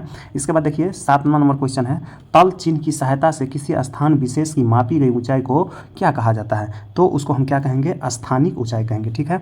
इसके बाद अगला क्वेश्चन देखिए 8 नंबर, नक्शे पर जलीय भाग को किस रंग से दिखाया जाता है? तो जल का रंग कैसा होता है? नीला होता है, इसलिए नीला भाग को दिखाया जाता है। इसके बाद है अस्तर रंजन विधि के अंतर्गत मानचित्रों में नीले रंग को किस भाग में, नीले रंग से किस भाग को दिखाया जाता है? तो ये दिखाया जाता है जल का, ठीक है। इसके बाद 10वां क्वेश्चन देखिए, अस्तर रंजन विधि के अंतर्गत मानचित्रों में मैदान को किस रंग से दर्शाया जाता है? तो ये दर्शाया जाता है हरा रंग, मैदान को किससे? हरा रंग से। इसके बाद है 11 नंबर, अस्तर रंजन विधि के अंतर्गत हल्के कत्थई रंग से किस आकृति को दिखाया जाता है? तो हल्के कत्थई जो है पर्वत को दर्शाया जाता है। इसके बाद है अस्तर रंजन विधि के अंतर्गत मानचित्रों में सफेद रंग से किस भाग को दिखाया जाता है? तो सफेद रंग किससे हो जाएगा? बर्फीले क्षेत्र को जो है सफेद रंग से दिखाएंगे। इसके बाद है अगला क्वेश्चन, समुद्र की सतह के समानांतर समान ऊंचाई वाले स्थानों को मिलाने वाली रेखा को हम क्या कहते हैं? तो याद रखना, इसको हम कहेंगे समोच्च रेखा कहते हैं, यानी समान ऊंचाई वाले स्थान के मिलाने वाली रेखा को समोच्च रेखा कहेंगे। इसके बाद अगला क्वेश्चन 14 नंबर, ज्वालामुखी से यदि कोई पहाड़ी बनी है तो किस प्रकार दिखती है? ठीक है, अगर ज्वालामुखी से बना है तो उसको हम कहेंगे शंकुनुमा पहाड़ी बोलेंगे। इसके बाद 15 नंबर देखिए, यदि समोच्च रेखाएं एक दूसरे से बहुत अधिक दूरी पर खींची गई हो तो इनसे किस प्रकार की आकृति का प्रदर्शन होता है? तो ये जो हो जाएगा किस प्रकार का? धीमी ढाल हो जाएगा। इसके बाद वह कौन सी भू आकृति है जिसका आधार काफ़ी चौड़ा तथा शिखर काफ़ी पतला अथवा नुकीला होता है? तो इसमें देख लेंगे, इसमें हम क्या कहेंगे? तो ये हो जाएगा पर्वत का ऐसा होता है, ठीक है, किसका हो जाएगा? पर्वत का हो जाएगा। इसके बाद 17 नंबर है, यदि समोच्च रेखाएं संकेंद्रीय वृत्ताकार हो जिसके बीच का वृत्त अधिक ऊंचाई प्रदर्शित करता हो तो इनसे किस प्रकार की भू आकृति का अनुमान लगाया जाता है? तो ये जो हो जाएगा पर्वत का, ठीक है। इसके बाद है, किस भू आकृति का आधार एवं शिखर दोनों चौड़ा एवं विस्तृत होता है? तो ये जो हो जाता है किसका हो जाएगा? पठार का जो हो जाएगा, आधार और शिखर दोनों हो जाएगा क्या? चौड़ा हो जाता है। इसके बाद 19 नंबर देखिए, यदि भू आकृति चपटा उठा हुआ भूभाग हो जिसका आधार एवं शिखर दोनों चौड़ा एवं विस्तृत हो तथा आसपास के मैदान से ऊंचा उठा हो तो कहलाता है। तो उसे हम क्या कहेंगे? उसे हम पठार की श्रेणी में रखते हैं, यानी पठार कहेंगे। इसके बाद देखिए 20 नंबर, यदि समोच्च रेखाओं द्वारा किसी नदी को प्रदर्शित करने में 2 या 2 से अधिक रेखाएं एक ही बिंदु पर मिलती दिखाई गई है तो उस स्थान पर किस प्रकार की भू आकृति का अनुमान लगाया जाता है? तो ये हो जाएगा जलप्रपात, ठीक है, ये क्या हो जाएगा? जलप्रपात हो जाएगा। इसके बाद देखिए 21 नंबर क्वेश्चन, यदि भूमि की ढाल को छोटी छोटी और सटी हुई रेखाओं से प्रदर्शित किया गया हो तो इसे क्या कहा जाता है? तो उसको हम क्या कहेंगे? हैस्योर विधि कहेंगे, ठीक है। इसके बाद 22 नंबर देखिए, हैस्योर विधि से अधिक ढालुओं वाला भाग कैसा दिखता है? तो ये किस प्रकार से दिखेगा? काला दिखता है, ठीक है। इसके बाद देखिए आज जो है चैप्टर का नाम हो जाएगा आपदा एवं आपदा प्रबंधन, ठीक है, आपदा एवं आपदा प्रबंधन से संबंधित क्वेश्चन हम देखेंगे। इसमें देखेंगे हम पहला क्वेश्चन देख लेते हैं।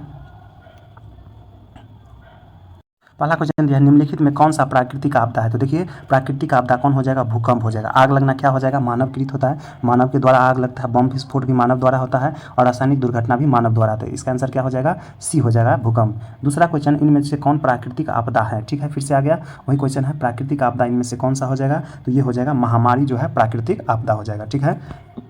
3 नंबर क्वेश्चन देखेंगे, निम्नलिखित में कौन मानव जनित आपदा नहीं है, ठीक है। तो ये हो जाएगा सुनामी जो है प्राकृतिक आपदा है, मानव जनित नहीं हो जाएगा। मानव जनित में कौन कौन आता है, आतंकवादी आता है, रेल दुर्घटना और सांप्रदायिक दंगा जो है मानव जनित आपदा में आ जाएगा। इसके बाद है चौथा नंबर क्वेश्चन देखिए, इनमें कौन सी प्राकृतिक आपदा नहीं है, ठीक है। तो प्राकृतिक आपदा कौन सा नहीं है, आतंकवाद जो है मानव निर्मित आपदा है, सुनामी प्राकृतिक होता है, भूकंप भी प्राकृतिक आपदा है और बाढ़ जो भी है प्राकृतिक आपदा हो जाएगा। इसके बाद है पाँचवा नंबर क्वेश्चन देखेंगे, इनमें कौन प्राकृतिक आपदा नहीं है, फिर आ जाएगा। तो इसमें देखिए रेल दुर्घटना जो है प्राकृतिक आपदा नहीं है, ठीक है। ये हो गया मानव जनित आपदा हो जाएगा। प्राकृतिक आपदा कौन कौन सा हो जाएगा, भूकंप जो होता है प्राकृतिक आपदा, बाढ़ भी होता है प्राकृतिक आपदा और सुनामी भी जो होता है प्राकृतिक आपदा। इसमें कह रहा है नहीं तो नहीं हो जाएगा, रेल दुर्घटना जो है मानव जनित आपदा हो जाता है। छठा नंबर क्वेश्चन देखिए, इनमें कौन प्राकृतिक आपदा नहीं है, फिर से आ गया क्वेश्चन, प्राकृतिक आपदा कौन सा नहीं है। तो देखिए गरीबी जो है प्राकृतिक आपदा नहीं है, ये मानव जनित आपदा है, मतलब गरीब जो बनता है ये मानव के द्वारा ही बनता है। इसमें देखिए प्राकृतिक आपदा में बाढ़ आ जाएगा, चक्रवात आ जाएगा और सूखा जो है प्राकृतिक आपदा हो जाएगा। सातवां नंबर क्वेश्चन देखिए, निम्न में कौन सा मानव जनित आपदा नहीं है। तो मानव जनित आपदा कौन सा है, इनमें से कोई भी है मानव जनित आपदा नहीं है। देखिए इनमें कौन सा मानव जनित आपदा नहीं है, ठीक है। ये जो है इनमें से कोई नहीं मानव जनित आपदा हो जाएगा। देखिए सांप्रदायिक दंगा जो है मानव द्वारा होता है, ये तो मानव जनित आपदा हो गया। आपका क्वेश्चन कह रहा था नहीं है, तो नहीं है इसीलिए इसका डी आंसर लिया गया है, ठीक है। और देखिए इसमें हो जाएगा कौन, सांप्रदायिक दंगा जो है मानव द्वारा होता है, आतंकवाद भी मानव द्वारा और रेल दुर्घटना भी मानव द्वारा होता है। आठवां नंबर क्वेश्चन देखिए, इनमें से कौन सा मानव जनित आपदा है।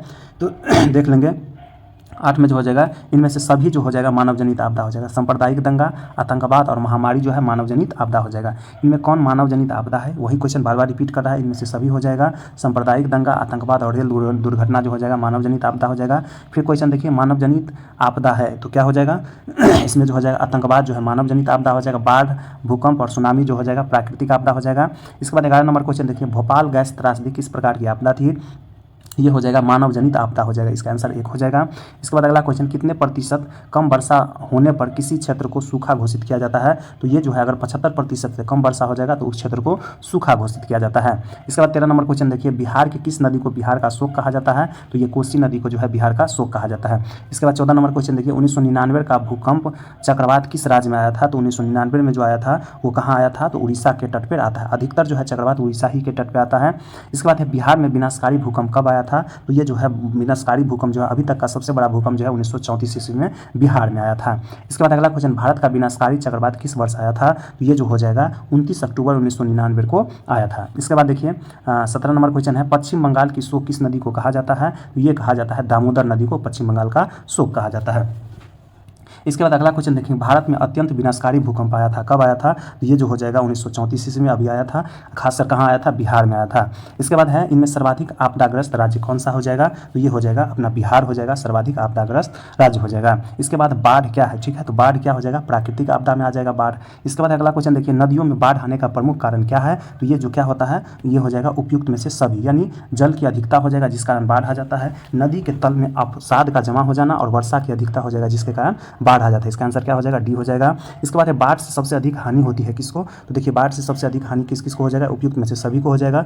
फसल को हानि होता है, पशुओं को हानि होता है और भवनों का हानि होता है, यानी इसका आंसर 4 हो जाएगा। इसके बाद है, कुशहा तटबंध किस नदी पर स्थित है। जो है कुशहा तटबंध टूट गया था जिस कारण जो है बिहार में बहुत बाढ़ आया था, तो ये जो है कोसी नदी पर है, ठीक है।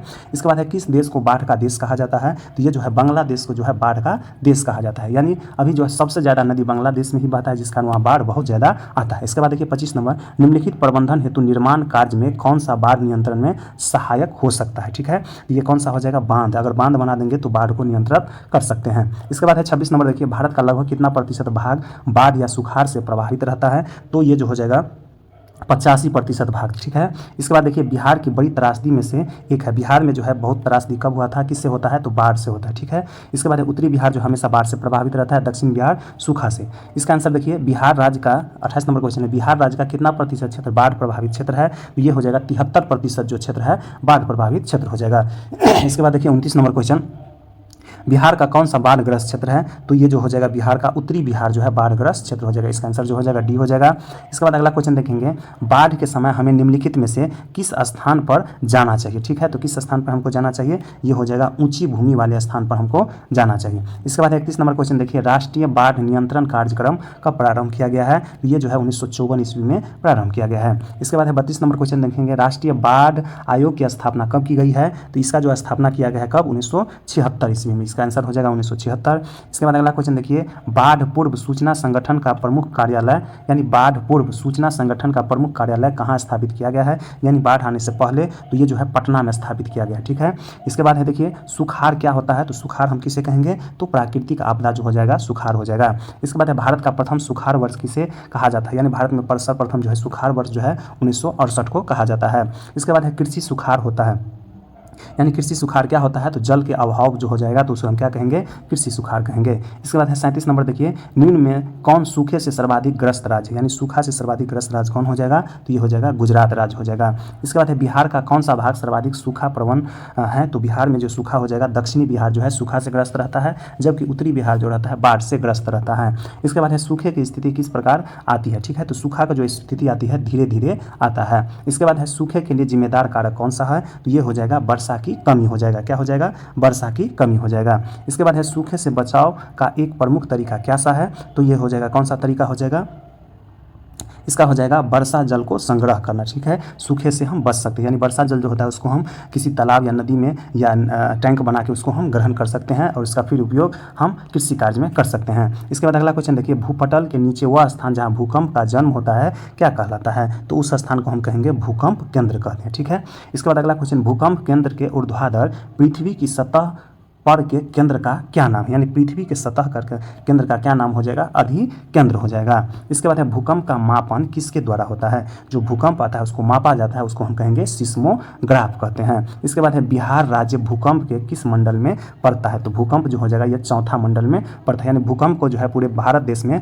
5 भागों में बांटा गया है, जिसमें जो है बिहार जो है चौथा स्थान पर आता है। इसके बाद निम्न में से कौन भूकंप का सर्वाधिक संवेदनशील नगर हो जाएगा, तो ये हो जाएगा देहरादून जो है सर्वाधिक जो है संवेदनशील है, क्योंकि ये हिमालय पहाड़ के तराई में पड़ता है इस कारण। इसके बाद है किस भूकंपीय तरंग की गहनता सबसे अधिक होती है, तो ये जो हो जाएगा पी तरंगे की गहनता जो है सबसे अधिक होती है।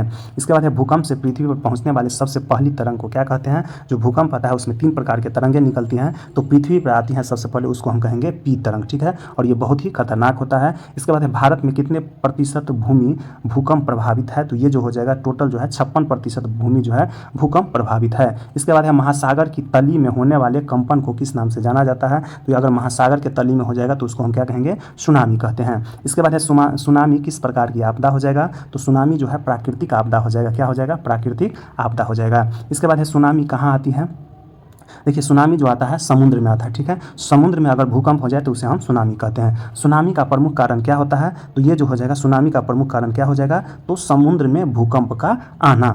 इसके बाद है 54 नंबर क्वेश्चन देखिए, महासागर तल के कंपन का परिणाम क्या होता है, तो उसका कंपन से क्या हो जाएगा, सुनामी आ जाता है। इसके बाद है 26 दिसंबर 2004 को विश्व के किस हिस्से में भयंकर सुनामी आया था, तो ये हो जाएगा बंगाल की खाड़ी में भयंकर सुनामी आया था। इसके बाद है भूकंप के समय मलबे में दबे व्यक्ति का पता लगाने में कौन सबसे अधिक सहायक होता है, तो ये जो हो जाएगा कौन सहायक होता है, इंफ्रारेड कैमरा सहायक होता है। इसके बाद है इंफ्रारेड कैमरा का प्रयोग निम्न में से किस आपदा में किया जाता है, तो ये जो किया जाता है भूकंप में किया जाता है। इसके बाद है आपदा कितने प्रकार की होती है, तो आपदा जो होता है मुख्य रूप से 2 प्रकार के होता है।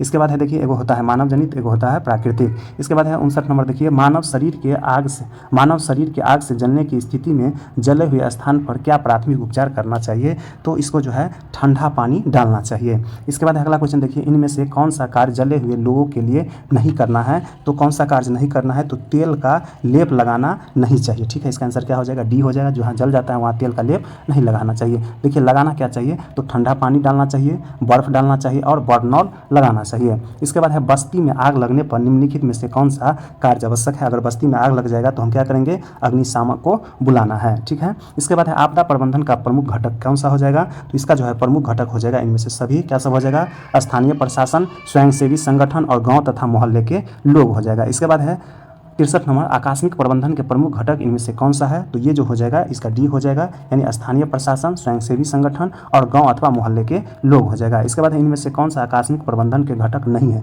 इनमें से क्या खोजना है, नहीं है, तो ये हो जाएगा संगीतकार नहीं होगा। स्थानीय प्रशासन होता है, स्वयंसेवी संगठन भी होता है और स्थानीय लोग भी मदद करता है आकस्मिक प्रबंधन में। इसके बाद है सामान्य संचार व्यवस्था के बाधित होने का मुख्य कारण क्या होता है, तो इसका जो होता है केबल का टूट जाना। अगर केबल टूट जाएगा तो इससे क्या हो जाएगा, प्रभावित हो जाता है। इसके बाद है संचार का सबसे लोकप्रिय साधन क्या सा हो जाएगा, तो संचार का सबसे लोकप्रिय साधन हो जाएगा सार्वजनिक टेलीफोन हो जाएगा। देखिए संचार का सबसे लोकप्रिय साधन, देखिए सार्वजनिक टेलीफोन नहीं होगा, अब जो आ गया है मोबाइल, तो इसका आंसर जो अब हो जाएगा मोबाइल हो जाएगा। पहले जो है सार्वजनिक टेलीफोन आंसर लिया जाता था, लेकिन अब जो लिया जाता है मोबाइल लिया जाता है। इसके बाद अगला क्वेश्चन देखिए, सुदूर संवेदी उपग्रह यानी रिमोट सेंसिंग उपग्रह का प्रयोग किस लिए होता है, ठीक है, तो इसका जो हो जाएगा संसाधनों की खोज के लिए होता है। इसके बाद है निम्न में से कौन सा आपदा काल में वैकल्पिक संचार व्यवस्था है, तो आपदा के समय जो हो जाएगा इनमें से सभी हो जाएगा। कौन सा, रेडियो होता है, उपग्रह होता है और हैम रेडियो होता है, ठीक है। आपदा के काल में जो है रेडियो से उसके बारे में बताया जाता है, उपग्रह से भी और हैम रेडियो के से भी। इसके बाद है 69 नंबर देखिए, सन 2001 में भारत के किस राज्य में भयंकर भूकंप आया था, ठीक है, तो ये कहाँ हो जाएगा, ये गुजरात के क्षेत्र के गुजरात के भुज में जो है 2001 के 26 जनवरी 2001 को प्रातः 8:30 बजे बहुत ज़्यादा भूकंप आया था, जिसमें बहुत सारा स्कूली बच्चे भी दब गए थे। इसके बाद अगला क्वेश्चन देखिए, भूकंप संभावित क्षेत्रों के भवनों की आकृति कैसी होना चाहिए, तो इसका जो है आयताकार होना चाहिए, ठीक है, जहां भूकंप आता है वहां भवन कैसा होना चाहिए, आयताकार होना चाहिए। इसके बाद है भूस्खलन क्या है, भूस्खलन क्या होता है, तो भूस्खलन होता है प्राकृतिक आपदा में आ जाएगा। इसके बाद अगला क्वेश्चन देखिए, अगला क्वेश्चन का है 72 नंबर है, सर्वाधिक भूस्खलन प्रवण राज्य कौन, यानी भूस्खलन कहाँ होता है, तो उत्तराखंड, यानी पहाड़ी क्षेत्र में पहाड़ का ऊपर से गिरना वर्षा के कारण या मौसम बिगड़ने के कारण, तो उसको हम क्या कहेंगे, भूस्खलन कहेंगे, और ये कहाँ होता है, पहाड़ी क्षेत्र में यानी उत्तराखंड में।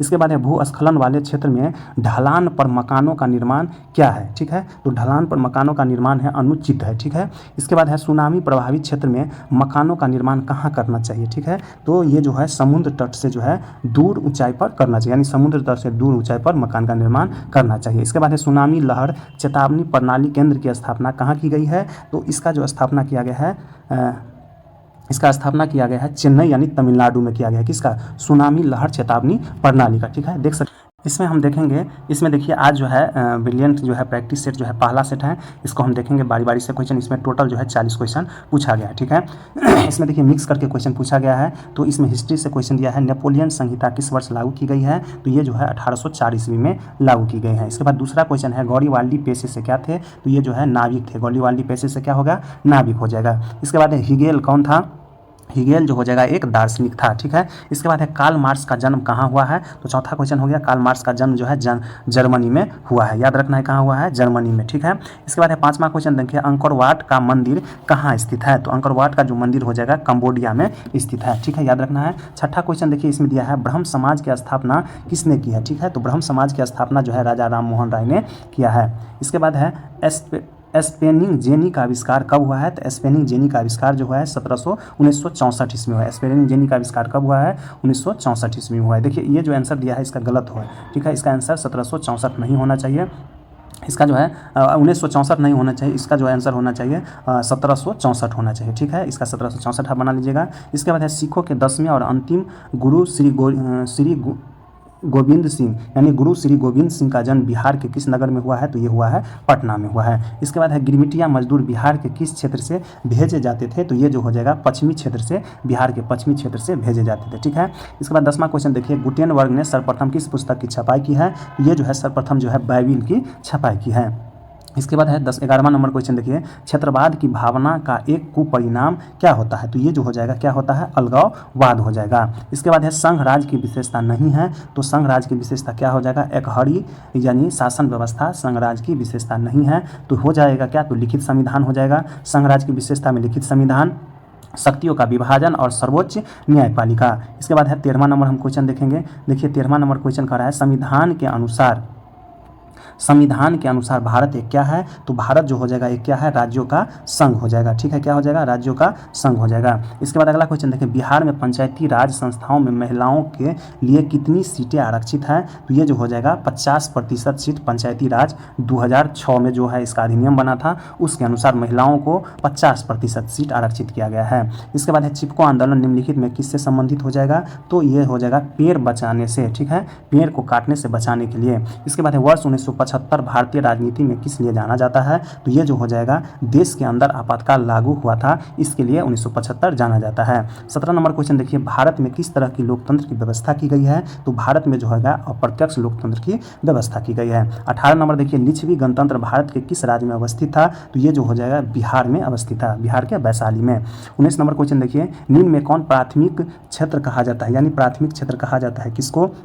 ये कृषि क्षेत्र को जो है प्राथमिक क्षेत्र कहा जाता है। इसके बाद है किसने कहा बिहार के विकास के बिना भारत का विकास संभव नहीं है? ठीक है, तो ये कहा था एपीजे अब्दुल कलाम ने कहा था, ये राष्ट्रपति भी रह चुके हैं। इसके बाद है भारत में किस राज्य का प्रति व्यक्ति आय सर्वाधिक हो जाएगा? तो ये जो हो जाएगा किसका हो जाएगा? गोवा का जो है प्रति व्यक्ति आय सर्वाधिक है। इसके बाद है निम्न में से कौन सा मुद्रा का एक आधुनिक रूप नहीं है? ठीक है, तो देखिए मुद्रा का आधुनिक रूप कौन सा नहीं हो जाएगा?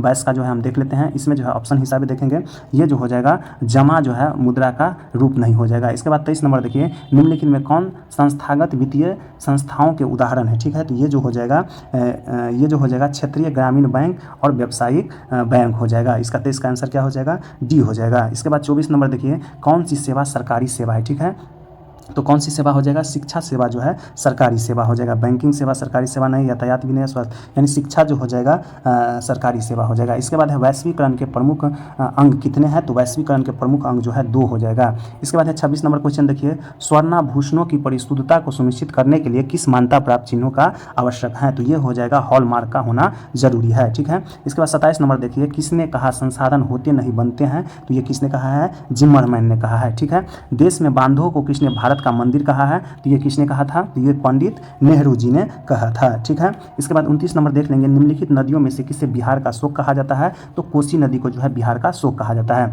30 नंबर क्वेश्चन देखिए, भारत के किस राज्य में सोपान या सीढ़ीदार खेती प्रचलित हो जाएगा? तो ये हो जाएगा उत्तराखंड में। इसके बाद है निम्न में से खरीफ की फसल कौन सा है? तो देखिए खरीफ का फसल कौन सा हो जाएगा? ये हो जाएगा इनमें से सभी, चावल हो जाएगा, कपास हो जाएगा और मक्का हो जाएगा। इसके बाद है इनमें कौन सूती वस्त्र उत्पादन में अग्रणीय है? तो सूती वस्त्र उत्पादन में कौन सा हो जाएगा? मुंबई अग्रणीय है। ठीक है, इसके बाद देखेंगे हम 37 नंबर को, ये हो गया 32 नंबर क्वेश्चन हो गया। अब देखेंगे हम 35 नंबर क्वेश्चन देखिए, इनमें से कौन सा विदेशी ब्रांड नहीं है? ठीक है, विदेशी ब्रांड कौन सा नहीं हो जाएगा? तो ये जो हो जाएगा इसको देख लेंगे, इसका जो हो जाएगा टाटा जो है विदेशी ब्रांड नहीं है, देसी ब्रांड है। ये हुंडई विदेशी ब्रांड हो गया, टोयोटा विदेशी ब्रांड है, फोर्ड भी विदेशी ब्रांड है। इसके बाद है भारत का सबसे बड़ा बंदरगाह कौन सा हो जाएगा? तो ये हो जाएगा मुंबई हो जाएगा। इसके बाद है बिहार की किस नदी पर नदी घाटी परियोजना नहीं है? तो बिहार में कह रहा है तो पुनपुन नदी पर नहीं होगा। ठीक है, इसके बाद 36 नंबर क्वेश्चन देखिए, संजय गांधी जैविक उद्यान किस नगर में स्थित है? तो ये हो जाएगा कहाँ पे? पटना में हो जाएगा। इसके बाद देखिए 37 नंबर क्वेश्चन, इनमें से कौन सी प्राकृतिक आपदा नहीं है? तो प्राकृतिक आपदा कौन सा नहीं हो जाएगा? आतंकवाद जो है मानव जनित आपदा हो जाएगा। सुनामी, भूकंप और बाढ़ जो है प्राकृतिक आपदा है। इसके बाद है बिहार की किस नदी को बिहार का शोक कहा जाता है? तो ये जो है कोसी नदी को बिहार का शोक कहा जाता है। इसके बाद देखें बिहार में विनाशकारी भूकंप कब आया था? तो ये जो आया था 1934 ईस्वी में बिहार में बहुत भूकंप आया था। इसके बाद है सुखाड़ होता है, सुखाड़ कब होता है? तो जल के अभाव के कारण जो है सुखाड़ होता है। ठीक है, यहाँ देख सकते हैं, इसका आंसर भी दिया है, आप देख सकते हैं। ठीक है दोस्तों, धन्यवाद। दूसरा प्रैक्टिस सेट है, आप देख सकते हैं ब्रिलियंट प्रैक्टिस सेट दूसरा है। इसमें हम क्वेश्चन देखेंगे, 40 ऑब्जेक्टिव क्वेश्चन रहता है, जिसमें इसमें देखिए पहला क्वेश्चन है पूरा मिक्स क्वेश्चन रहता है, इतिहास, भूगोल, नागरिक सब मिला के। ठीक है, तो देखिए इसमें है यंग यूरोप का संस्थापक कौन सा है? तो यंग यूरोप का संस्थापक हो जाएगा मेजनी हो जाएगा। ठीक है, इसके बाद है सन 1870 में फ्रांस और पर्सा के बीच युद्ध हुआ था, कौन सा युद्ध हुआ है? तो ये होगा सेडोवा का युद्ध हुआ था। ठीक है, इसके बाद है तीसरा क्वेश्चन देखेंगे, साम्यवाद घोषणा पत्र कब प्रकाशित हुआ था? तो ये जो हुआ है 1848 ईस्वी में हुआ है। चौथा क्वेश्चन देखिए, रासपुटीन कौन था? ठीक है, तो रासपुटीन कौन था? तो यह है भ्रष्ट पादरी था। ठीक है, इसके बाद है पांचवा क्वेश्चन देखिए, हिंद चीन पहुंचने वाला प्रथम व्यापारी कौन सा था? तो ये जो हो जाएगा ये पुर्तगाली हो जाएगा। इसके बाद है नरोत्तम सिंहानुक कहाँ के शासक थे? तो ये जो हो जाएगा कहाँ का शासक था? कंबोडिया का शासक था। इसके बाद है 7 नंबर क्वेश्चन देखिए, जालियांवाला बाग हत्याकांड कब हुआ था? तो ये हुआ था 13 अप्रैल 1919 ईस्वी को। इसके बाद देखिए, पूंजीपति वर्ग के द्वारा किस वर्ग का शोषण हुआ? तो ये जो होगा श्रमिक वर्ग का जो है शोषण हुआ। 8वां क्वेश्चन हो गया। 9वां क्वेश्चन इसमें देख लेते हैं, आर्थिक महामंदी का विश्व अर्थव्यवस्था पर क्या प्रभाव पड़ा? तो इसका जो प्रभाव पड़ा था बेरोजगारी का प्रभाव पड़ा था। 9 का क्या हो जाएगा? डी हो जाएगा। 10 में देखिए, कागज का आविष्कार किस देश में हुआ?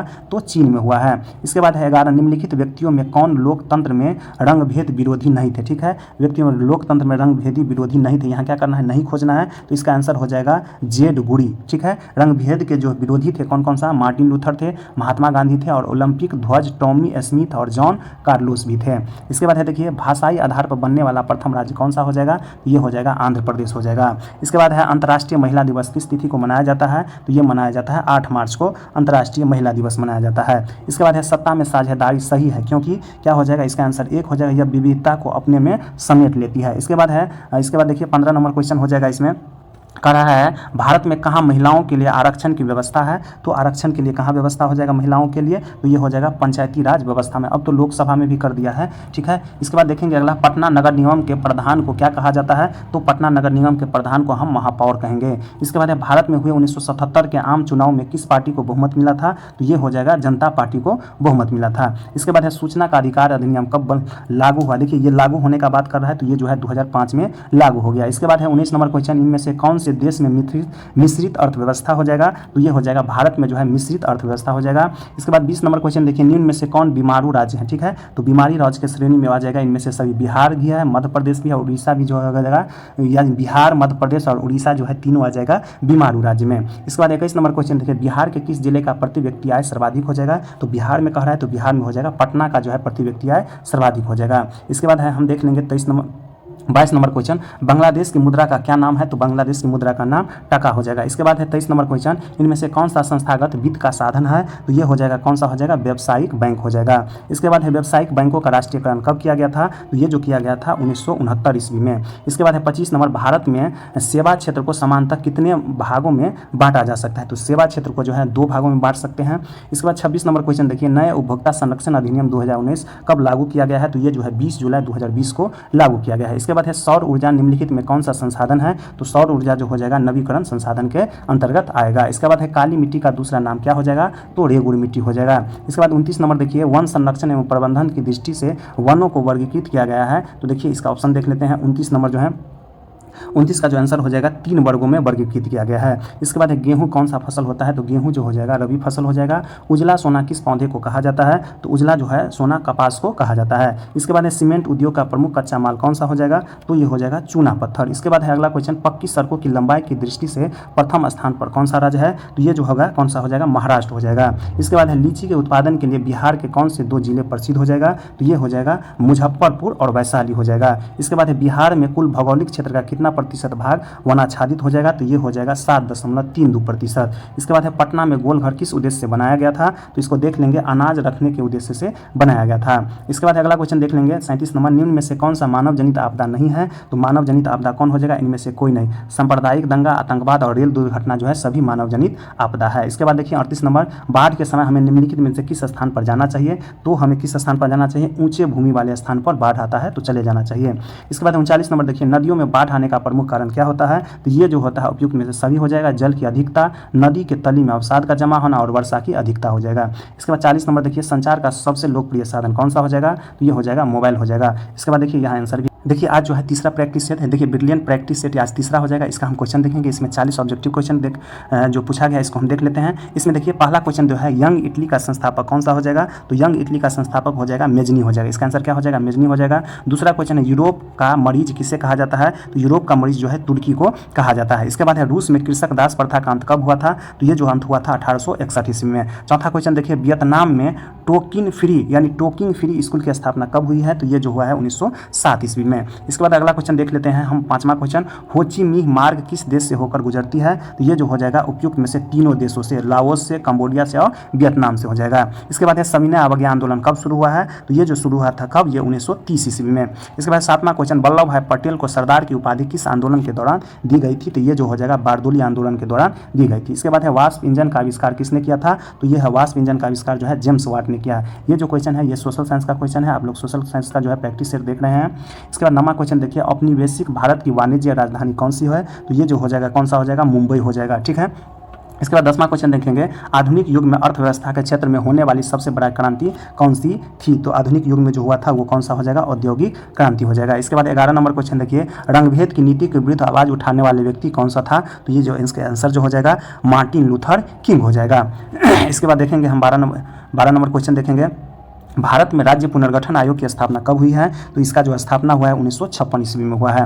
इसके बाद है 13 नंबर क्वेश्चन, पंचायत के चुनाव कौन कराता है? तो पंचायत का चुनाव जो कराने का दायित्व होता है राज्य चुनाव आयोग का होता है। इसके बाद है नर्मदा घाटी परियोजना किस राज्यों से होकर माने किन राज्यों से संबंधित हो जाएगा? तो नर्मदा घाटी हो जाएगा गुजरात, महाराष्ट्र और मध्य प्रदेश का जो है संयुक्त परियोजना हो जाएगा। इसके बाद है निम्नलिखित में कौन सा राष्ट्रीय दल नहीं है? तो देखिए 15 नंबर क्वेश्चन है जो है लोक जनशक्ति पार्टी जो है राष्ट्रीय दल नहीं है। इसके बाद अगला क्वेश्चन, लोकतंत्र की सफलता निर्भर करती है तो ये जो है निर्भर करती है किस पे? नागरिकों की विवेकपूर्ण सहभागिता पर निर्भर करती है। इसके बाद 17वां क्वेश्चन देखिए, 15वीं लोकसभा चुनाव से पूर्व लोकसभा में महिलाओं की भागीदारी कितनी थी? तो इसका जो भागीदारी हो जाएगा कितना? 10%। ठीक है। इसके बाद देखिए रंगभेद के खिलाफ मंडेला ने कहाँ आंदोलन चलाया था? तो ये हो जाएगा कहाँ पे? दक्षिण अफ्रीका में हो जाएगा। इसके बाद देखिए किस क्षेत्र को द्वितीय क्षेत्र कहा जाता है? तो उद्योग क्षेत्र को जो है द्वितीय क्षेत्र कहा जाता है। इसके बाद है राष्ट्रीय विकास परिषद का गठन कब किया गया है? तो राष्ट्रीय विकास परिषद का गठन जो है 1952 ईस्वी में किया गया है। इसके बाद 21 नंबर क्वेश्चन देखिए, किस देश की राष्ट्रीय आय अधिक होती है? जिस देश की राष्ट्रीय आय अधिक होती है वह देश क्या कहलाता है? तो वो देश क्या कहला जाएगा? विकसित देश कहलाएगा। इसके बाद देखिए विनिमय का सर्वोच्च माध्यम क्या है? तो विनिमय का जो है सर्वोच्च माध्यम हो जाता है मुद्रा यानी पैसा हो जाएगा। इसके बाद अगला क्वेश्चन देखेंगे, देखिए 23 नंबर क्वेश्चन है, भारत में सहकारिता आंदोलन का प्रारंभ कब हुआ है? तो सहकारिता आंदोलन का जो है 1904 में प्रारंभ हुआ है। इसके बाद है मानव पूंजी के प्रमुख घटक कौन सा हो जाएगा? तो ये हो जाएगा इनमें से सभी यानी ज्ञान, कौशल और अनुभव हो जाएगा। इसके बाद है इनमें से कौन सा भोज्य पदार्थों की शुद्धता की गारंटी देते हैं? तो ये जो हो जाएगा इसका जो हो जाएगा एक मार्ग हो जाएगा। इसके बाद है मानव अधिकार आयोग के अध्यक्ष कौन होते हैं? तो मानव अधिकार आयोग के 2 अध्यक्ष होते हैं सर्वोच्च न्यायालय के अवकाश प्राप्त न्यायाधीश होते हैं। इसके बाद देखिए 27 नंबर, काली मिट्टी उपयुक्त है? काली मिट्टी किसके लिए हो जाएगा? तो कपास के लिए हो जाएगा। इसके बाद अगला क्वेश्चन देखिए, कुल जल का कितना प्रतिशत भाग महासागरों में निहित है? तो महासागरों में हो जाएगा 96.5%। इसके बाद है इनमें से कौन सा जीव है जो केवल भारत में ही पाया जाता है? तो ये हो जाएगा डॉल्फिन जो है केवल जो है 29 का कौन हो जाएगा? डॉल्फिन जो है केवल भारत में पाया जाता है। ठीक है। देखिए इसका जो आंसर लिया था घड़ियाल लिया था। ठीक है, इसका डॉल्फिन नहीं होगा, घड़ियाल हो जाएगा। इसके बाद गेहूं के उत्पादन में भारत का विश्व में कौन सा स्थान हो जाएगा? तो गेहूं के उत्पादन में जो होगा द्वितीय स्थान हो जाएगा। इसके बाद 31 नंबर देखिए, निम्न में से कौन सा उद्योग खनिज पर आधारित हो जाएगा? तो खनिज पर आधारित कौन सा उद्योग हो जाएगा? लोहा इस्पात उद्योग हो जाएगा। इसके बाद है Tata iron and steel company की स्थापना की गई थी कब? 1907 ईस्वी में। कहाँ पे? झारखंड के जमशेदपुर में। इसके बाद है एक्सप्रेस वे किस परिवहन से संबंधित हो जाएगा? तो ये हो जाएगा सड़क परिवहन से संबंधित हो जाएगा एक्सप्रेस वे। इसके बाद देखिए 34 नंबर क्वेश्चन दिया है, 34 नंबर कह रहा है देश में कितने विशेष आर्थिक क्षेत्र विकसित है? तो देश में जो अभी वर्तमान में 7 आर्थिक विशेष क्षेत्र विकसित है। इसके बाद 35 नंबर देखिए, बिहार में सर्वाधिक मक्का किस जिले में उपजाया जाता है? तो सबसे जो ज़्यादा मक्का होता है ये खगड़िया जिला में होता है। इसके बाद बिहार में नहरों द्वारा सर्वाधिक सिंचाई किस जिले में होती है? तो ये जो हो जाएगा रोहतास जिले में होता है। इसके बाद देखिए 37 नंबर क्वेश्चन, 26 दिसंबर 2004 को विश्व के किस हिस्से में भयंकर सुनामी आया था? तो ये जो हो जाएगा कहाँ? बंगाल की खाड़ी में हो जाएगा। इसके बाद 38 नंबर देखिए, मानव शरीर के आग से जलने की स्थिति में जले हुए स्थान पर क्या प्राथमिक उपचार करना चाहिए? तो वहाँ जो है ठंडे पानी डालना शुरू कर देंगे। इसके बाद है 39 नंबर देखिए, भूकंप संभावित क्षेत्रों में भवनों की आकृति कैसी होना चाहिए? तो ये जो होना चाहिए आयताकार होना चाहिए। ठीक है। इसके बाद अगला क्वेश्चन, सुनामी का प्रमुख कारण क्या होता है? तो समुद्र में भूकंप आना क्या कहलाता है? सुनामी कहलाता है। इस तरह से देखिए इसमें जो है इसका आंसर दिया गया है। ठीक है दोस्तों, ये सोशल साइंस का जो है तीसरा प्रैक्टिस सेट हो गया। आपको मेरा वीडियो अच्छा लगता है तो मेरे चैनल को सब्सक्राइब करें, लाइक करें, शेयर करें। धन्यवाद।